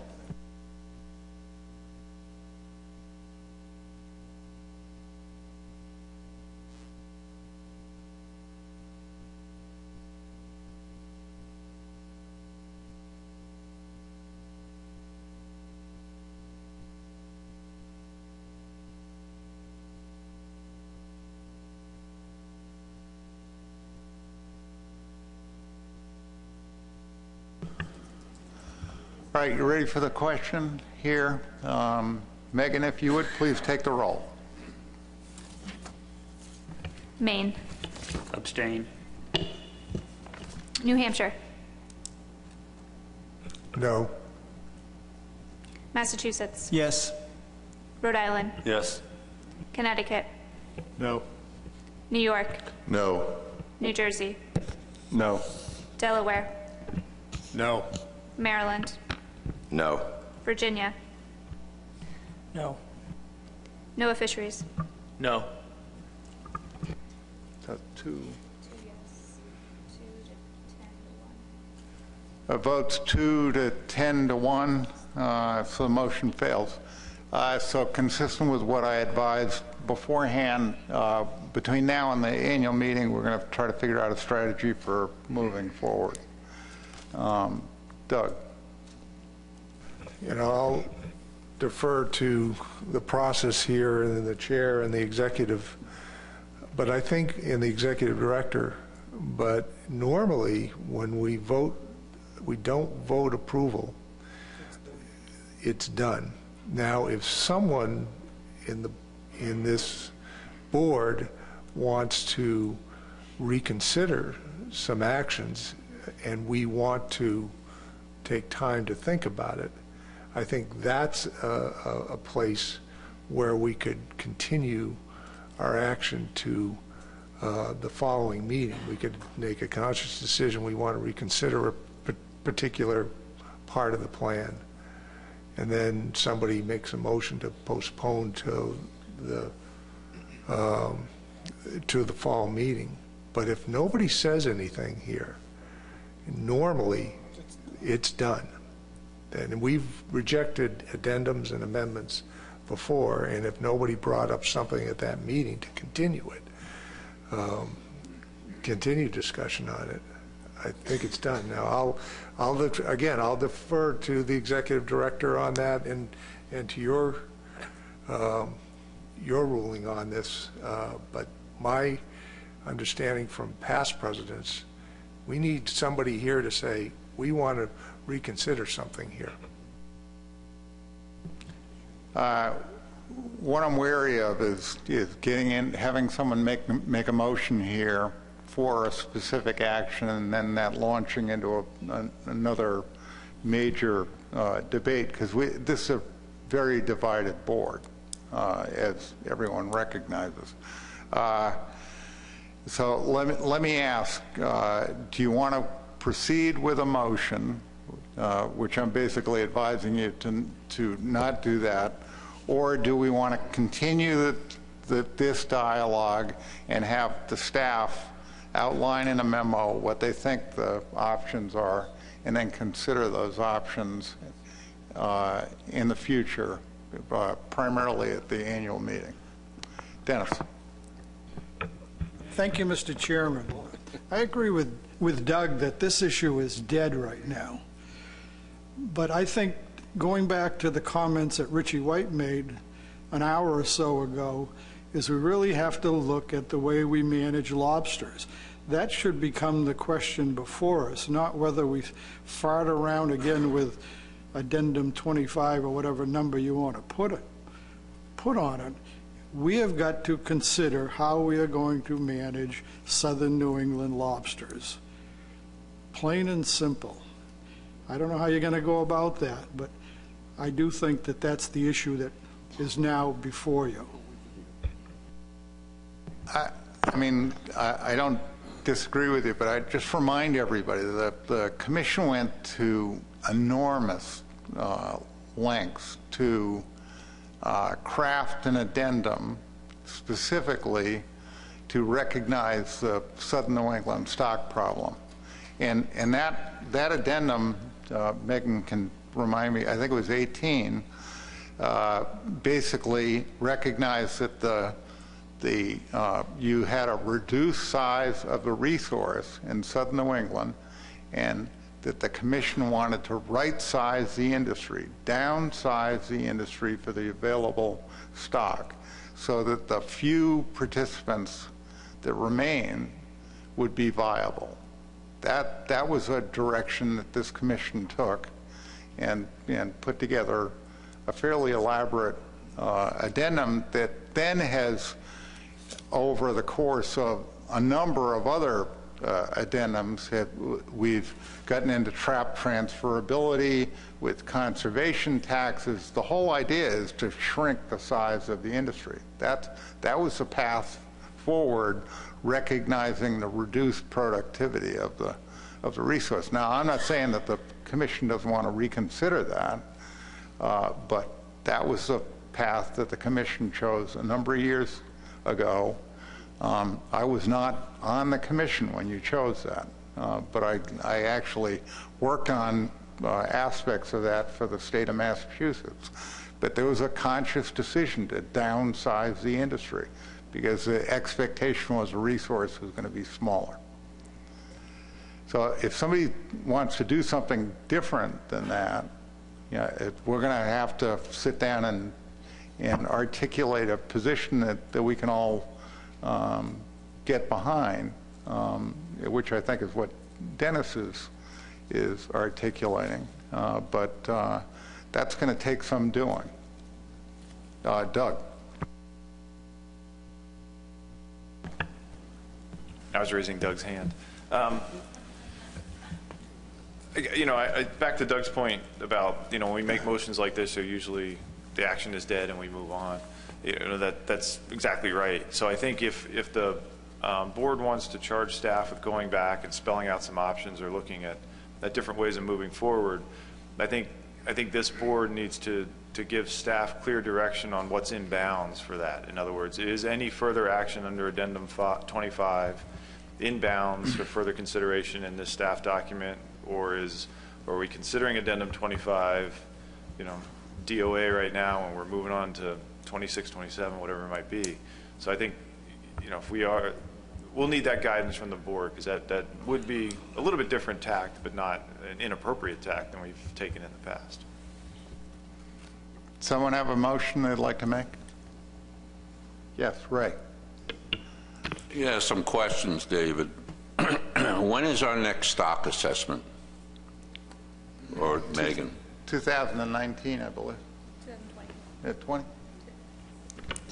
Scheduled for a presentation August 2020. So how would this commission favor we stay status quo, being how this was defeated, Addendum 25, until we get the next stock assessment?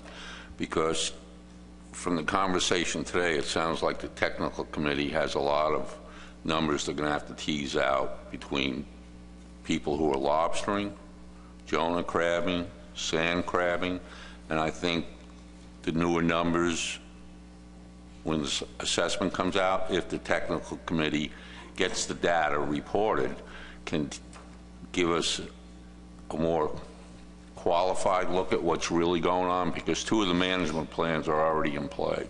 I know Area 2, we're taking reductions. We've taken 5% more this year. So how would the commission feel about something like that? Comments to that point? Tom Foti. I'm sitting with a couple of thoughts in my mind. One, we keep talking about the movement to sand crabs and Jonah crabs, and do we know how much we can harvest, or how the effects of warmer water temperature will affect those two stocks? and how are we going to deal with those two stocks at the rate they're growing, because we haven't even really talked about that.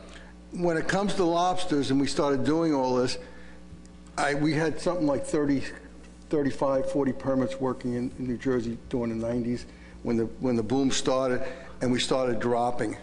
We're down to about 15 permits actively fishing, a little less in New Jersey last time I checked.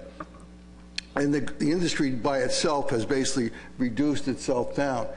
In New Jersey, that was not a big problem because we only had 32. It was part of our commercial fishery. It was a huge problem to those fishermen, but it wasn't to the overall economy of New Jersey or the overall economy to the commercial fishery in New Jersey.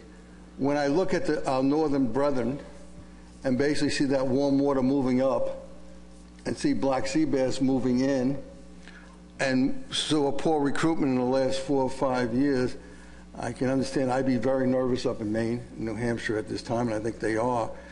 And so we really need to think about how we do a gradual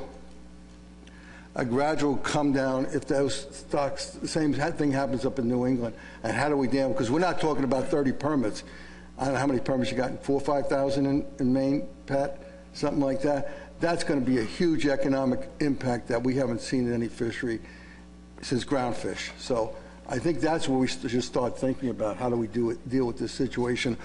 And that's what we basically have a group working on, is what are the effects of climate change, how is it going to deal with fisheries? And maybe that's the premier one, because we know the effects.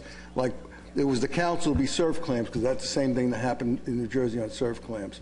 So I'm just trying to think ahead, and I won't be here probably when we solve this problem, because that'll probably be another 10 years down the road, but I see it coming. Got Jim Gilmore and then Peter Burns. Thank you, Mr. Chairman.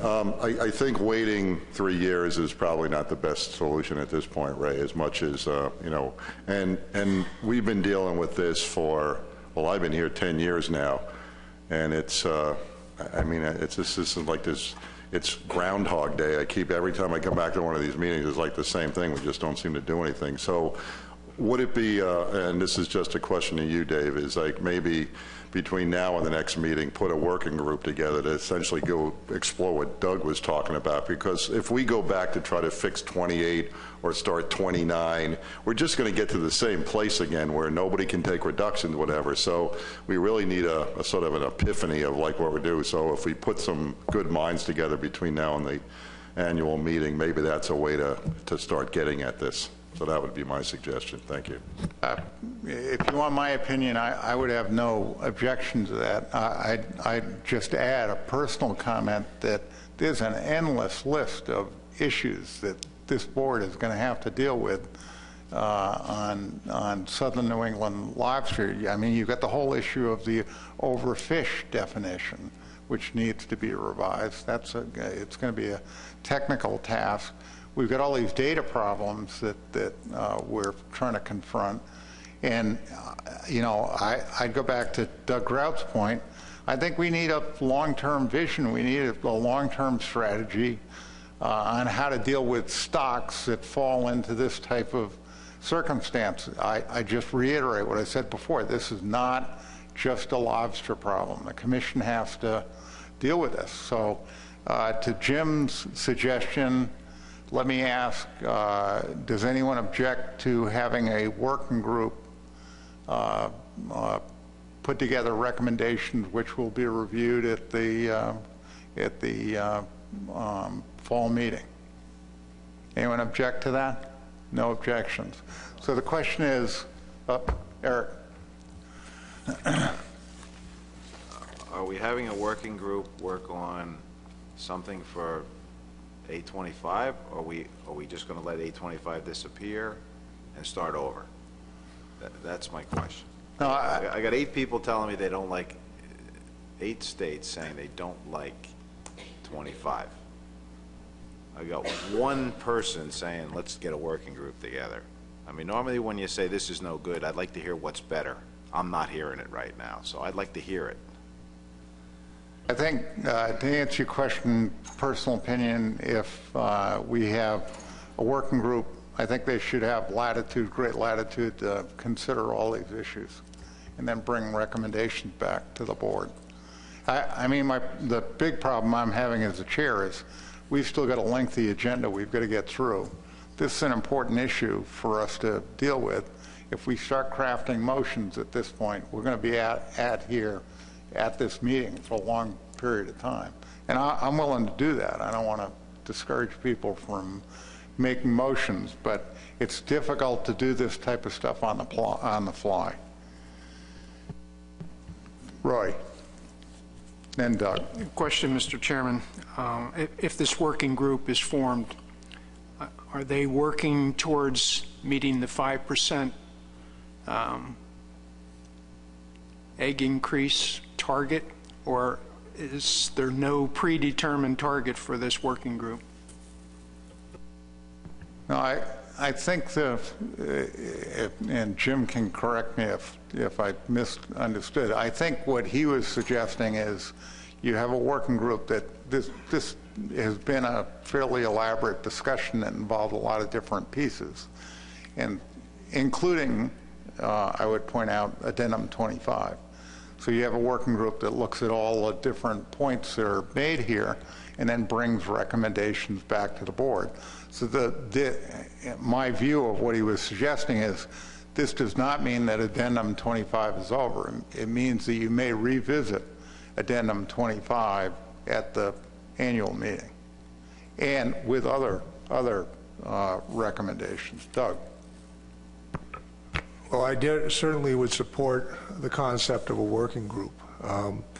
If it's a desire of this board to have it completely encompass not only potential for revisiting 25, but I hope you would expand it to potentially considering a new addendum with different goals and objectives, maybe even an amendment to change your goals and objectives for Southern New England lobster, and to think outside the box, because I don't think you're going to get a good management action by going back to 25. That's my personal opinion. But maybe there's some way that somebody could craft something, and I'm not going to hold it. But I certainly support the concept of a working group looking at any and all concepts. But let's look at something look outside the box here, folks, because we've been spinning our wheels on Southern New England lobsters for a long time. So let me ask this question. Anyone object to the commission forming a working group to work on the full range of options that have been discussed today? Anyone object? Adam. So I have no objection to forming a working group. I would just add that I consider we took a roll call vote on what was on the agenda as a final action, and that was disapproved. So from my perspective, this board would not be revisiting Addendum 25, barring a motion to reconsider by the prevailing side from that motion moving forward. So as long as we're clear on that way forward, then I have no objection to that. Yeah, and that's consistent with the advice that we got from the executive director. You would need a 2/3 vote in order to do that. Bob. The only difference is it does not have to be from the prevailing side, because it's at a subsequent meeting. So that the prevailing side only applies to the same meeting.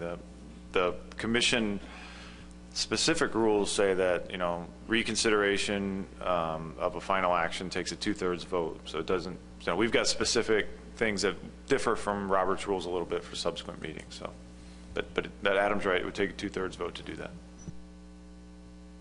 Okay, so I think we've got a consensus around the table. We're going to move forward. What I would suggest is the staff write a memo, short memo, that basically summarizes exactly what's going to take place as we move forward, what the process is going to be, and circulate it to everybody so that everybody understands, has the same understanding of how we're moving forward. So any other business on this? If not, we're going to move on with the agenda. Next item on the agenda is item 5, state-federal inconsistencies. This relates to concerns that both New Jersey and New York have raised regarding the inconsistencies between state and federal regulations. So Megan's going to describe this, and it gets a little bit tricky in terms of what action we can take and what process, and she's going to outline the different strategies. So this potentially can be an action item at the end of the discussion. So Megan. Thank you, Mr. Chairman.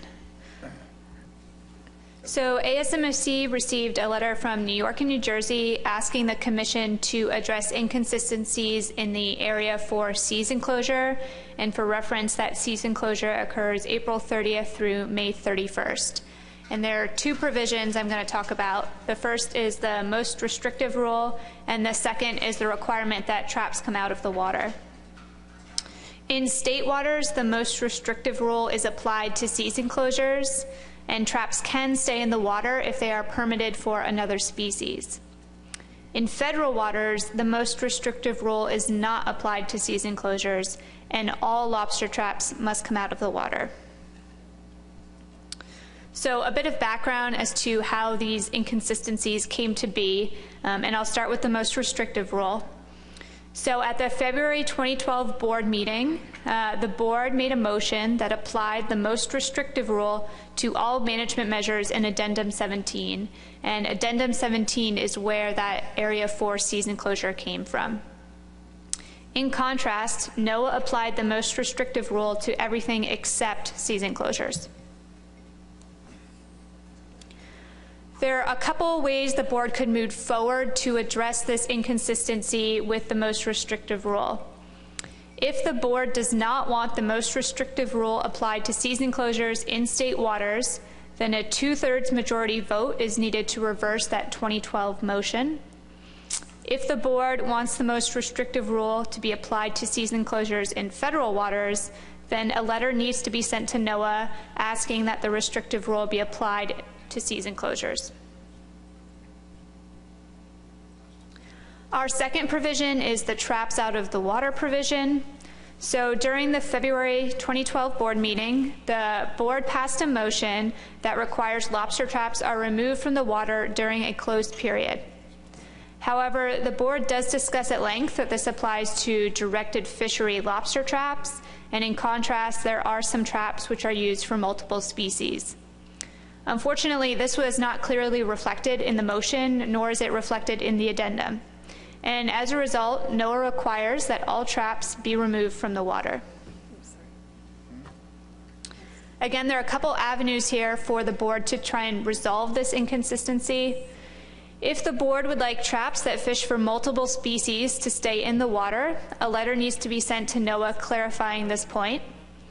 However, one of the kind of confounding issues now is that we jointly manage Jonah crab with lobster, and so I think that begs the question if all traps are multi-species traps. If the board would like all traps that fish for lobster to stay in the water during a season closure, a 2/3 majority vote is needed to reverse that previous motion. However, the board does need to consider the Atlantic Large Whale Take Reduction Team 30-day wet storage provision, given that these season closures are longer than 30 days. To make things a bit more complicated, there are other implications for the season closures depending on what the board chooses today. So if the board makes a motion that the most restrictive rule is not applied in state waters, this may impact other season closures, specifically 4, 5, and 6, since they were all under the umbrella of Addendum 17. Additionally, if the board clarifies that traps do not have to be removed in federal waters, then this may impact federal waters of Area 5. Their season closure is February 1 through March 31st. All right, so everyone clear on the path forward?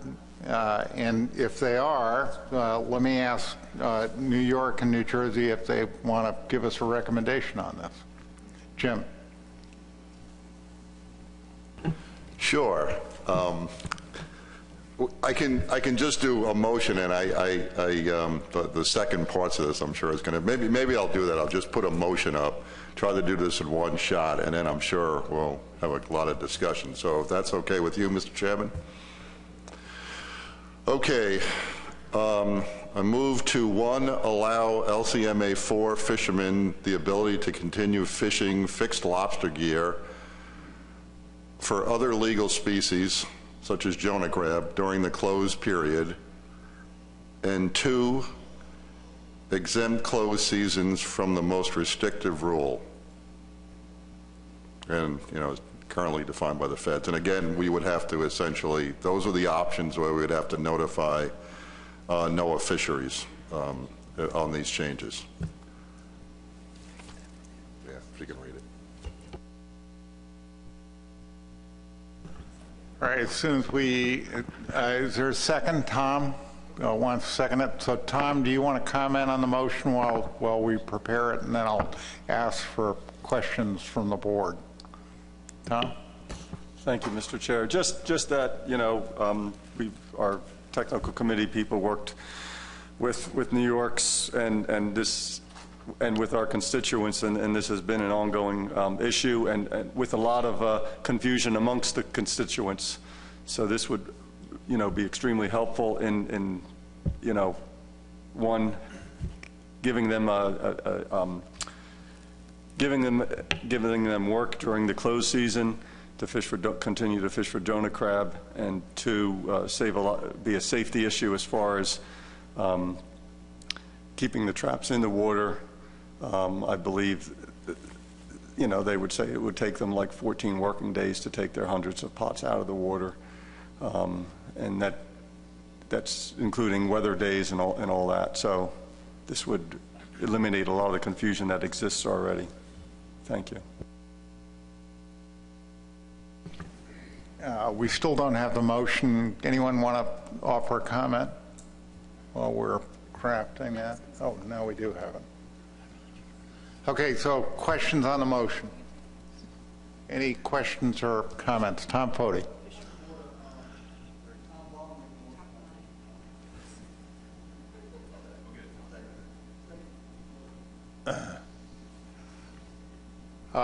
Other points here. Anyone want to comment on this? Mike? Just a question, Mr. Chairman, to Megan. Megan, the last slide that you had up had some consequences to the other LCMAs. Could you just clarify, based on what this motion states, whether or not there would be those impacts?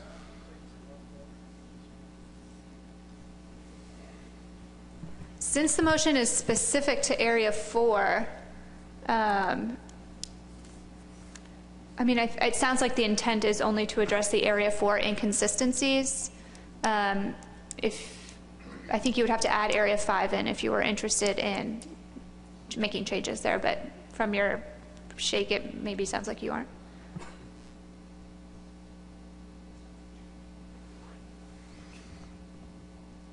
Michael, you suggesting that Area 5 be added, or? No, sir. I just was, the last slide, I just wanted to make sure that there wasn't some trickle-down effect of a change that would impact Area 5. I just wanted to be clear on that. Other clarifications on the motion? Peter Burns. Thank you, Mr. Chairman. I'm just trying to think this through, and if this was approved, this motion is approved by the board, I'm assuming that the next step would be a recommendation for NIMS to look at this a little more closely. And I think if that's the case, one of the things that still stands out is keep in mind that the closed season was put in place under Addendum 17 to address the 10% reduction in exploitation. So I don't necessarily see leaving the gear in the water as an even swap with taking the gear out. I certainly understand the other ancillary issues that are involved with the other fisheries and things like that. But I think if this goes forward and there is a recommendation for NIMS to take a harder look at this, I think it would be helpful for us to have some type of analysis from the technical committee that shows what the level of conservation benefit is of leaving the traps in the water as opposed to taking them out. And how this Area 4 closure adopted under Addendum 17 would or wouldn't need to be changed in order to ensure that the right level of conservation is achieved. Thank you. Tony. Under Addendum 17, we approved conservation equivalency proposals, and this measure came from that conservation equivalency proposal where they did the traps out of the water. So that was a subsequent meeting. So it was a part of what the board approved. It's previously. What I'm not clear on, Tony, is I think what Peter is suggesting is we would need some technical analysis to back it up that it met the original standard if we were going to change this rule. It was already done when we approved the conservation equivalency proposal. Okay. Okay, so other points? There are no hands up. Are you ready to vote on this motion? Or do we need a 1-minute break here? Let's take a 1-minute break. Seems to be contagious today.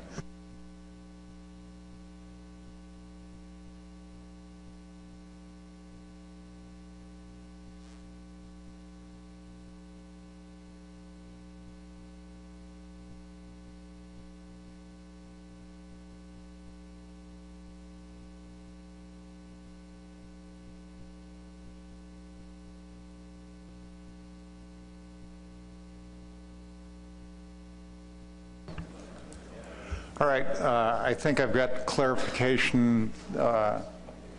Since this motion has to pass by a 2/3 majority, since it actually constitutes reconsideration of prior action by the commission. So you ready for a vote on this?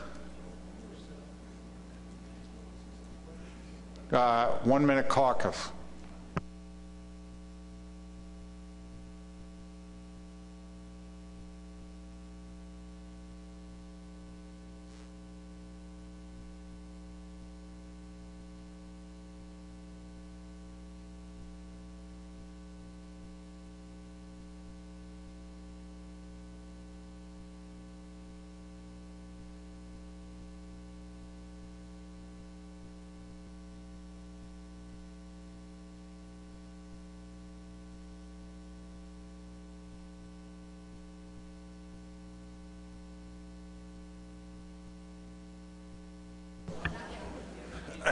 Okay, so that was the longest pregnant 1-minute break we've had to date.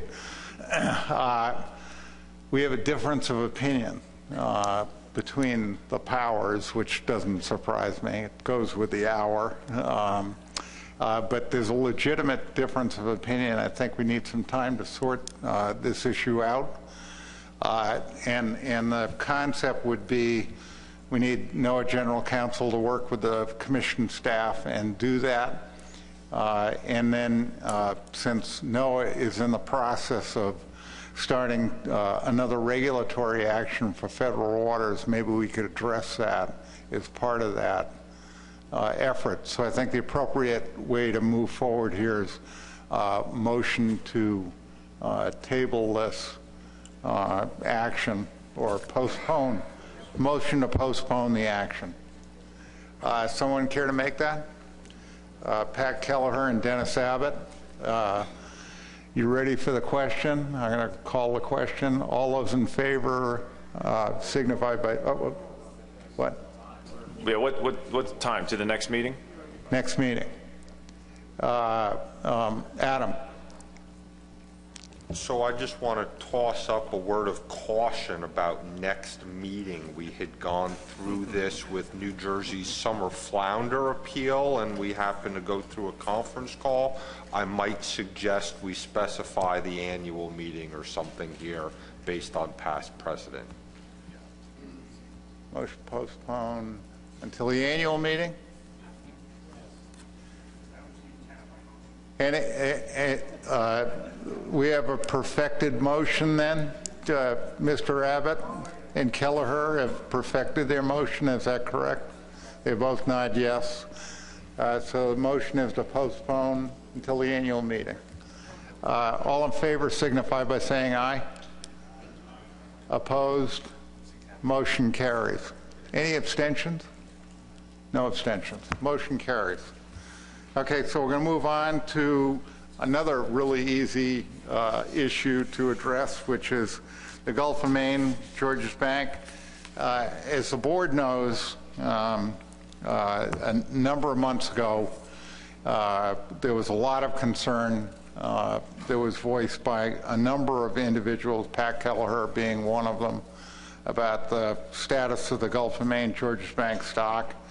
The settlement indices up there have basically been declining since 2012, which is a real concern when you consider that there are about 8,000 fishermen involved in that fishery, and the fishery is worth $500 million to the coastal communities in that area.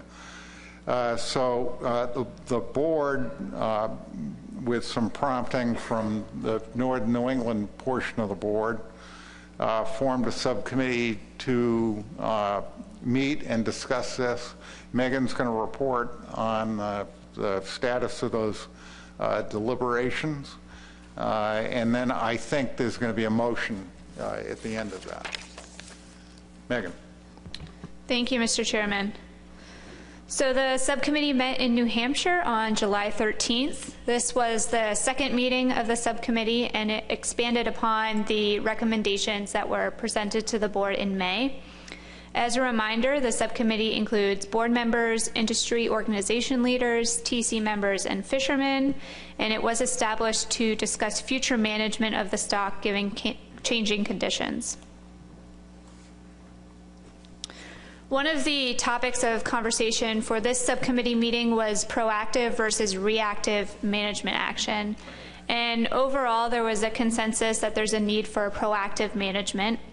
American lobster is one of the largest and most valuable fisheries along the Atlantic coast. In 2016, over 158 million pounds were landed, totaling over $666 million in ex-vessel value. The vast majority of this is landed from the Gulf of Maine Georges Bank stock, with 87% of landings in Maine and New Hampshire alone. And this concentration highlights the economic importance of the lobster fishery to coastal communities, particularly in Maine, where the total economic value is estimated at over $1 billion. And as the chairman alluded to, the concern that has prompted this discussion is the settlement surveys. So this year is the Maine settlement survey, and since about 2012 on, we've seen a consistent decline in those surveys for all three statistical areas in Maine, and the settlement surveys for other states mirror this. So the overall goal of the subcommittee is to increase the resiliency of the Gulf of Maine Georges Bank stock. And as a result, they are recommending a multi-phase approach, which includes a proactive management response. And this is in response to signs of reduced settlement and the combination of the Gulf of Maine and Georges Bank stocks following the 2015 stock assessment. So phase one is a recommendation that the board initiate an addendum to consider uniform management measures in the Gulf of Maine Georges Bank stock. So this would include things such as gauge size changes and VNOTCH requirements and other measures. This is a proactive response, and the intent is to build an additional biological buffer through the protection of spawning stock biomass across LCMAs. Currently, we have disparate measures that allow lobsters protected in one area to potentially be harvested in another. Standardized regulations will also address enforcement concerns, particularly rules regarding the lobster chain of custody, where lobsters are moved across state lines. As a reminder, initiating an addendum charges the plan development team with developing management alternative and starts the Commission's public process. Phase 2 seeks to address the fact that substantial economic effects will be felt before reference points trigger management action. So right now, we trigger management action at the 25th percentile of abundance, which is 66 million lobsters from the 2015 stock assessment. And at the end of that stock assessment, we were at 248 million lobsters. So that's a fairly large decline before management action is initiated. So the subcommittee is recommending that triggers be developed which require management action at a higher abundance. We still need to identify the nature of these triggers and the management response. However, the subcommittee is encouraging the board members to initiate conversations with industry to field potential goals and gain consensus that the current reference points will lead to economic consequences. In addition, we have the 2020 stock assessment that's scheduled to be presented in August of 2020, and that provides an opportunity for the board to consider reference points that more appropriately reflect current stock conditions. And with that, I'll take any questions. Questions for Megan? If not, let me just say, since I chaired these meetings, I thought the dialogue at the subcommittee was really excellent. I think this is a good opportunity for the commission to try to get a little bit ahead of an issue, and this is a really important issue for all of the states from Rhode Island north. It will be a difficult process. I don't think any of us should delude ourselves that some of the decisions we're going to face on this will be extraordinarily difficult. And I want to say, as part of the record, this issue of standardizing regulations is in the context of discussing standardizing regulations. It does not mean every regulation will be standardized, and I don't want anyone in the industry to assume that that is going to be the case, you know, that have the state of Maine adopt the Rhode Island minimum size of 10 and 0.2 inches. But this, I think, is a really worthwhile endeavor. Nothing is going to happen extremely fast on this, but we're going to just start the process, start the dialogue, and see if we can get ahead of an issue instead of trying to react to an issue. So, Pat Kelleher, you indicated to me that you wanted to make a motion? That's correct, Mr. Chairman. I'd be happy to do that now. I would move to initiate an addendum to consider standardized management measures in the Gulf of Maine Georges Bank stock. This addendum is intended to be a proactive management response to increase the resiliency of the stock. And if I get a second, I'll be happy to give some justification. Seconded by Richie White. In 2016, landings of lobster totaled more than 158 million pounds. 130 million pounds of that, nearly 600 million in landed value, came from the state of Maine alone. This represents $1 billion in economic activities within the state of Maine. While the economic picture is sound, there's troubling signs that would suggest action may be warranted. Along with changing environments within the Gulf of Maine, coupled with a shift in the geographic distribution of the stock, we now have survey information showing that last 4 to 5 years, we have seen poor settlement. After the last stock assessment, this board concluded that the Gulf of Maine and Georges Bank were indeed one stock, and it would seem that this would be the next logical action. If done appropriately, could have the added benefit of building biological buffer to protect spawning stock biomass. And with that, Mr. Chairman, I'll conclude my remarks. Richie, you want to comment on this? Anyone else on the motion? Any objections to the motion? No objections. The motion's adopted by unanimous consent.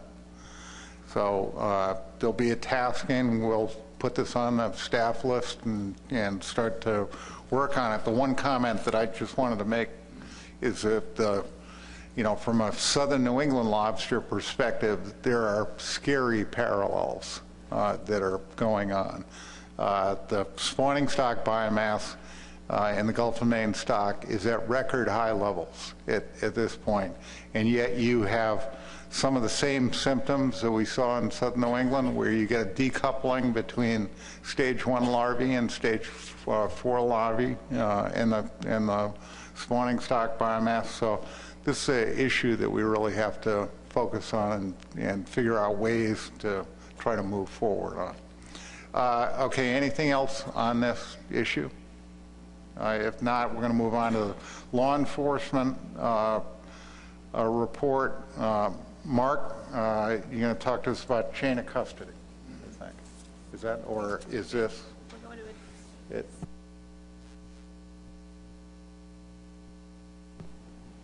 So Yeah. 7 and then 9. Which one? 7. This one? Yes. Oh, I jumped ahead of myself. Okay, so we're working on the data collection addendum. We have so many addendums going on in Lobster that it's difficult for the chairman to keep track of them. Megan, you want to talk about give us a status report on the data collection addendum? Thank you, Mr. Chairman. Given the time of the evening, I'm just going to verbally talk about it and give you guys a brief update. So we're still working on a harvester reporting and biological data collection addendum. Right now we have 3 issues in that. We have the percent of harvester reporting, we have the elements that are collected from harvesters, and then our 3rd issue is a potential pilot program for electronic tracking. So I would just ask that if the board has any feedback on the direction that the PDT is taking thus far, to let me know that after the board meeting. A draft copy of the addendum was included in supplemental materials. It's not finalized, but I just wanted to give the board a flavor of where we're going. In terms of timing, we have some TC analysis that's going on, and we hope to have that complete by the annual meeting. But I am unsure if we're going to be able to complete the addendum by annual meeting. We're certainly going to try, but there's another document called Menhaden Amendment 3 also going on, so I don't want to try and overcommit, but we'll do our best, and I just want to let you guys know it's still on our radar. So any comments, Emerson? Thank you, Mr. Chairman. The vessel tracking that you referred to, is that a VMS system? Is that essentially what you're referring to? It's the same idea, but we're not looking at VMS technology. We're trying to look at other devices that are a bit more cost effective and have a faster ping rate. Those were some of the suggestions of the Law Enforcement Committee, so we're looking at other technologies to test. And one of the ideas of the pilot program is that the lobster fishery spans a large geographic range. We have inshore versus offshore, different vessel capabilities. So we might need to identify multiple technologies to fit the fishery, should the board even want to pursue electronic tracking. Anyone else? Yeah, I'd offer a personal comment that at some point I'd like the technical people to look at this issue of trap holes in terms of the data collection system. If you just look at the points that Kathleen made and the technical committee made, they're really struggling trying to differentiate trap holes in lobster versus some of these other fisheries, and maybe if there's some kind of alternative that we could put into this to try to clarify that, that would be a useful addition to the list. Any objections to that? If not. So any other action on this? If not, we'll move on with the law enforcement. No? Have we got? No. We're going to skip it. No. No report. Next item is the JEA agreement. We had asked for a discussion of this issue. I just remind everybody we submitted a letter some time ago, basically recommending that NOAA OLE raise the priority of lobster enforcement. Pat Kelleher in particular kind of championed that issue. So Megan's going to talk about the priorities, and then if we want to formalize another recommendation, we can do that at that time. So, Megan. So the NOAA OLE draft priorities for 2018 through 2022 have been released, and it's now open for public comment. So kind of the question before the board is if you guys would like to, again, comment on these priorities. Jeff, if you just want to flip through those slides, those are a couple of the priorities. I'm not going to read them all. But some of the things you'll notice is that they tend to be a bit more broad this year. They aren't species specific, and they don't have a high versus low priority ranking. They're just all kind of on the same level. We did have an LEC call, and there was a member from NOAA OLE who kind of talked to those changes, and the intent is to provide greater flexibility. But it's up to the board if you would like to send another letter commenting on that. Comments, Pat? Thank you, Mr. Chairman. Frankly, I was very disappointed at how watered down these priorities were. They made them extremely broad. We talked at length in Maine about the fact that how we operate our enforcement arm within the department. It doesn't give guidance, and it doesn't really help us in any way, shape, or form understanding that these priorities are such high level. We actually, I think, frankly, I think the most appropriate thing is for the Law Enforcement Committee to continue to interact with NOAA OLE on really digging down into these issues to understand what their so they have a better understanding of what the priorities are, because each state is going to be in a situation of having to work on their own JEA agreement. We think we could be much more effective in the state of Maine with our agreement if it was laid out properly. While we're doing lobster enforcement, we can still be doing ground fishing enforcement and herring enforcement, just in all of the other issues associated with protected species. So I'm kind of at a loss with how they've brought these forward. Yes, it gives them more flexibility, but it gives me a kind of a sense of pause, because I'm not sure how you kind of really drill down into them. So I think our own LEC committee could really do a better job engaging OLE. Hal, wasn't one of the concerns you had when this came up originally the idea that there were inadequate fiscal resources available to have better platforms for trap enforcement offshore, and to what extent does this address that concern? I mean, this is an issue that as Mark and the Enforcement Committee has been working on for the board. How do you improve that? And one of the issues is we need at least one offshore platform someplace that can actually engage in trap hauls, and a 45-foot boat is not going to do it. So to what extent has that concern been addressed as part of this? I don't think it's been been addressed at all, the way they've put this at such a high level. They've really said that these specific areas, protected resources, sustainable fisheries, are priorities, without getting into any detail. You're exactly right. We have no ability to haul gear in offshore areas 1 and in particular area 3. The state of Maine has 5 large vessels ranging from 38 to 45 feet. We're not going to haul gear in area 3, and I don't believe any other state has the ability to do that. If we're going to be serious about lobster enforcement in area 3, we need to have those capabilities, because nobody else does. This and I don't want anyone to misinterpret this, because I'm not picking on NOAA, but this is a real issue.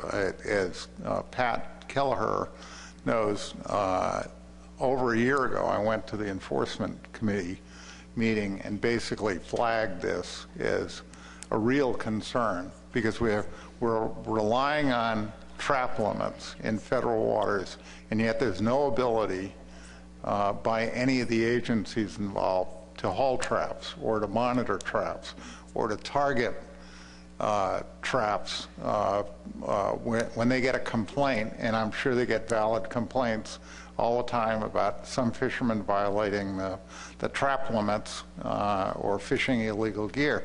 No one has the ability to do anything about it. So, I mean, it's a system that's designed to fail, and somehow we have to get on with figuring out how to at least get one vessel, and the concept was that I think the enforcement committee was working on was you get one vessel that has that capability, and utilizing the JEA mechanism, other states could then say, we need that vessel for 2 weeks to do offshore enforcement in X area, and then you could charge the JEA agreement for some of the time to do that, and somehow we have to figure out how to get on with this. It's too important an issue.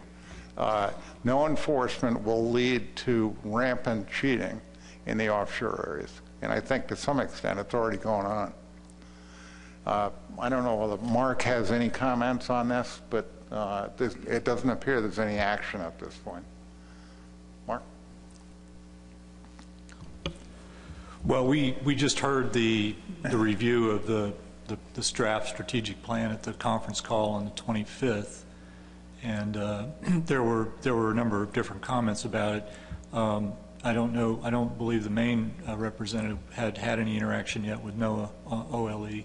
There were a couple of representatives from the Law Enforcement Committee from other states that had acknowledged that they were in fact communicating with NOAA OLE, and to the extent that the more general description of priorities allowed the states to possibly do more multi-species enforcement and still be able to get reimbursed through the federal process, they were actually pleased with that change, because previous ranking processes were pointing towards having a very specific list of tasks, and the states would have to address very specific enforcement for each of those species or tasks in order to get reimbursed. So that's all. I don't know enough about where this is going to end up as far as specific states being able to get the kind of resources they need, and the lobster issue is one we've been discussing, obviously. And as you described, even in the case of the U.S. Coast Guard, which has offshore vessels, they do not have and will not have the capability to do any trap hauling and checking. So this is why the Law Enforcement Committee was pressing on that issue. And I think what we would have to do is go back to the LEC and the NOAA OLE representatives on the committee, and we did have 3 members from NOAA OLE on the call on the 25th, and really try to nail down what the process can be for each state working through this ranking process or prioritization process to make sure that the joint enforcement agreements and the cooperative agreements are set up to address those states' priority needs. Other comments here? Richie?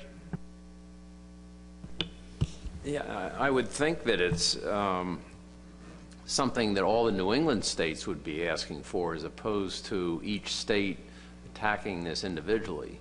So I would think the process would be for all the New England states to be asking JEA to somehow come up with the money for a boat that all the New England states would use. Yeah, I mean, I agree with that personally. I think that's an appropriate strategy. I mean, having been involved in certain aspects of reviewing Pat's program up there, he has very competent individuals that are very knowledgeable about how to do this. They just don't have the equipment to do it. I think this is a problem that can be resolved. We just have to figure out how to get the right focus on it. And I have no objections if the enforcement committee continues to work with the appropriate states to try to insert this as a priority as we recommended for the northern New England states. Dan. The second level of advice I'd give to the Enforcement Committee is looking at the penalties for this, or have them give feedback on the penalties, because we have some small-scale pot fisheries in state waters, and sometimes our law enforcement officers will board the boat while they're hauling and see an untagged trap or more, and I'm not sure they understand the gravity of that most lobstermen who feel that someone's been detected fishing any amount of untagged gear, they would like to see the ultimate punishment, but that message hasn't always been relayed very well. So I think the action that comes about from an observation or finding of an untagged trap needs to be really significant, and so that has to be part of this solution as well. Other comments on this? Pat?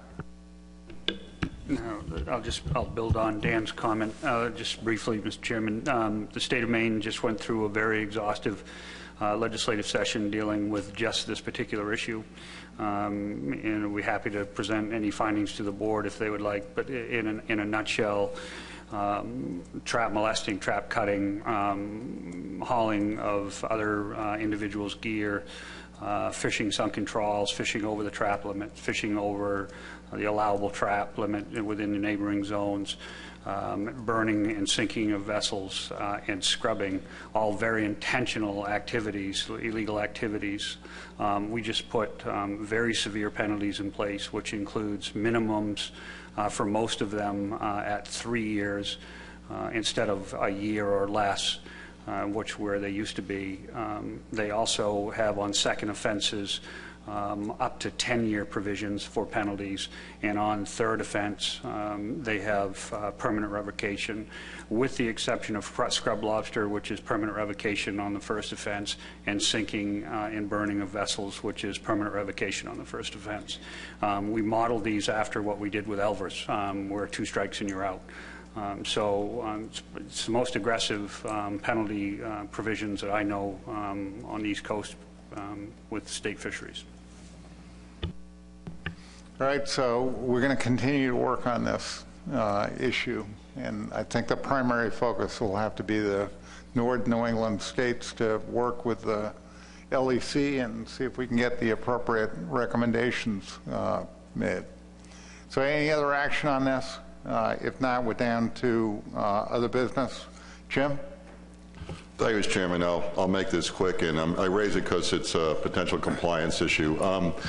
With Jonah Crab, when we started the process, we got legal counsel from a former attorney who told us we had our regulatory authority for all the measures that were being formed. As we got into it, it turns out we only have half of the regulatory authority. So what we're going to be able to do is, first, the size limits through the current, we can do that through our current regulatory process. However, licensing and effort restrictions, we have to get legislative authority to do that. What we're going to do is, first, we can do it through a departmental bill, which is our budget cycle, which starts now, actually, so the timing's good. But that would mean an April 1st date by the time, because it goes with the state budget, before we'd have the authority. We're also going to try to get a local legislator to give us that authority on a quicker time frame, because it's a pretty straightforward set of legislation. So essentially the piece of it that's looking at licensing and effort restrictions, we can't implement until we get the authority to do that. But we'll work as diligently as we can to get it done quickly. Thank you. Any questions for Jim? If not, Megan, when are we going to get a update on the status of the crab fisheries? At what point will we get that? Compliance reports are due today, so annual meeting, I'll do the first Jonah Crab FMP review. That's great. Given all the discussion about what's happening in terms of the focus of the fishery, I think if everything that everybody's been saying all day long about the focus on crabs, I think it'll be an eye-opening review in terms of what's actually happening with the landings. Dan? What about a Jonah crab stock assessment? Well, I'm not sure exactly where we stand with that. The last time we discussed this, we didn't have the available tools, biological tools, but Tony? In my discussions with, I think your staff, Dan, I don't think we're quite ready there yet. Maybe a couple years. A lot of those folks that would have good knowledge of that will be reviewing the compliance reports. And I know that there is some update of the work that Mass has been doing, but I don't think it's enough to get us to an assessment yet. I just note the compliance report's going to include research recommendations, so hopefully we'll move on with that. And that needs to be done. If as much effort is going into that fishery as we all suspect, we need to get on with a stock assessment there. So any other business? If not, meeting's adjourned. Thank you.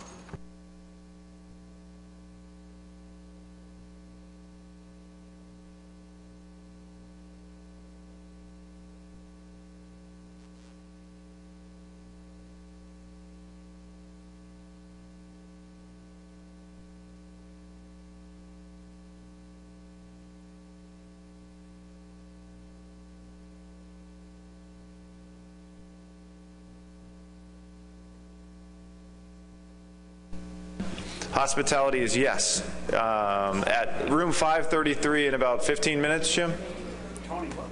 Yeah, that sounds good. I hope. There's beer up there already, so yeah, we're good. There you go.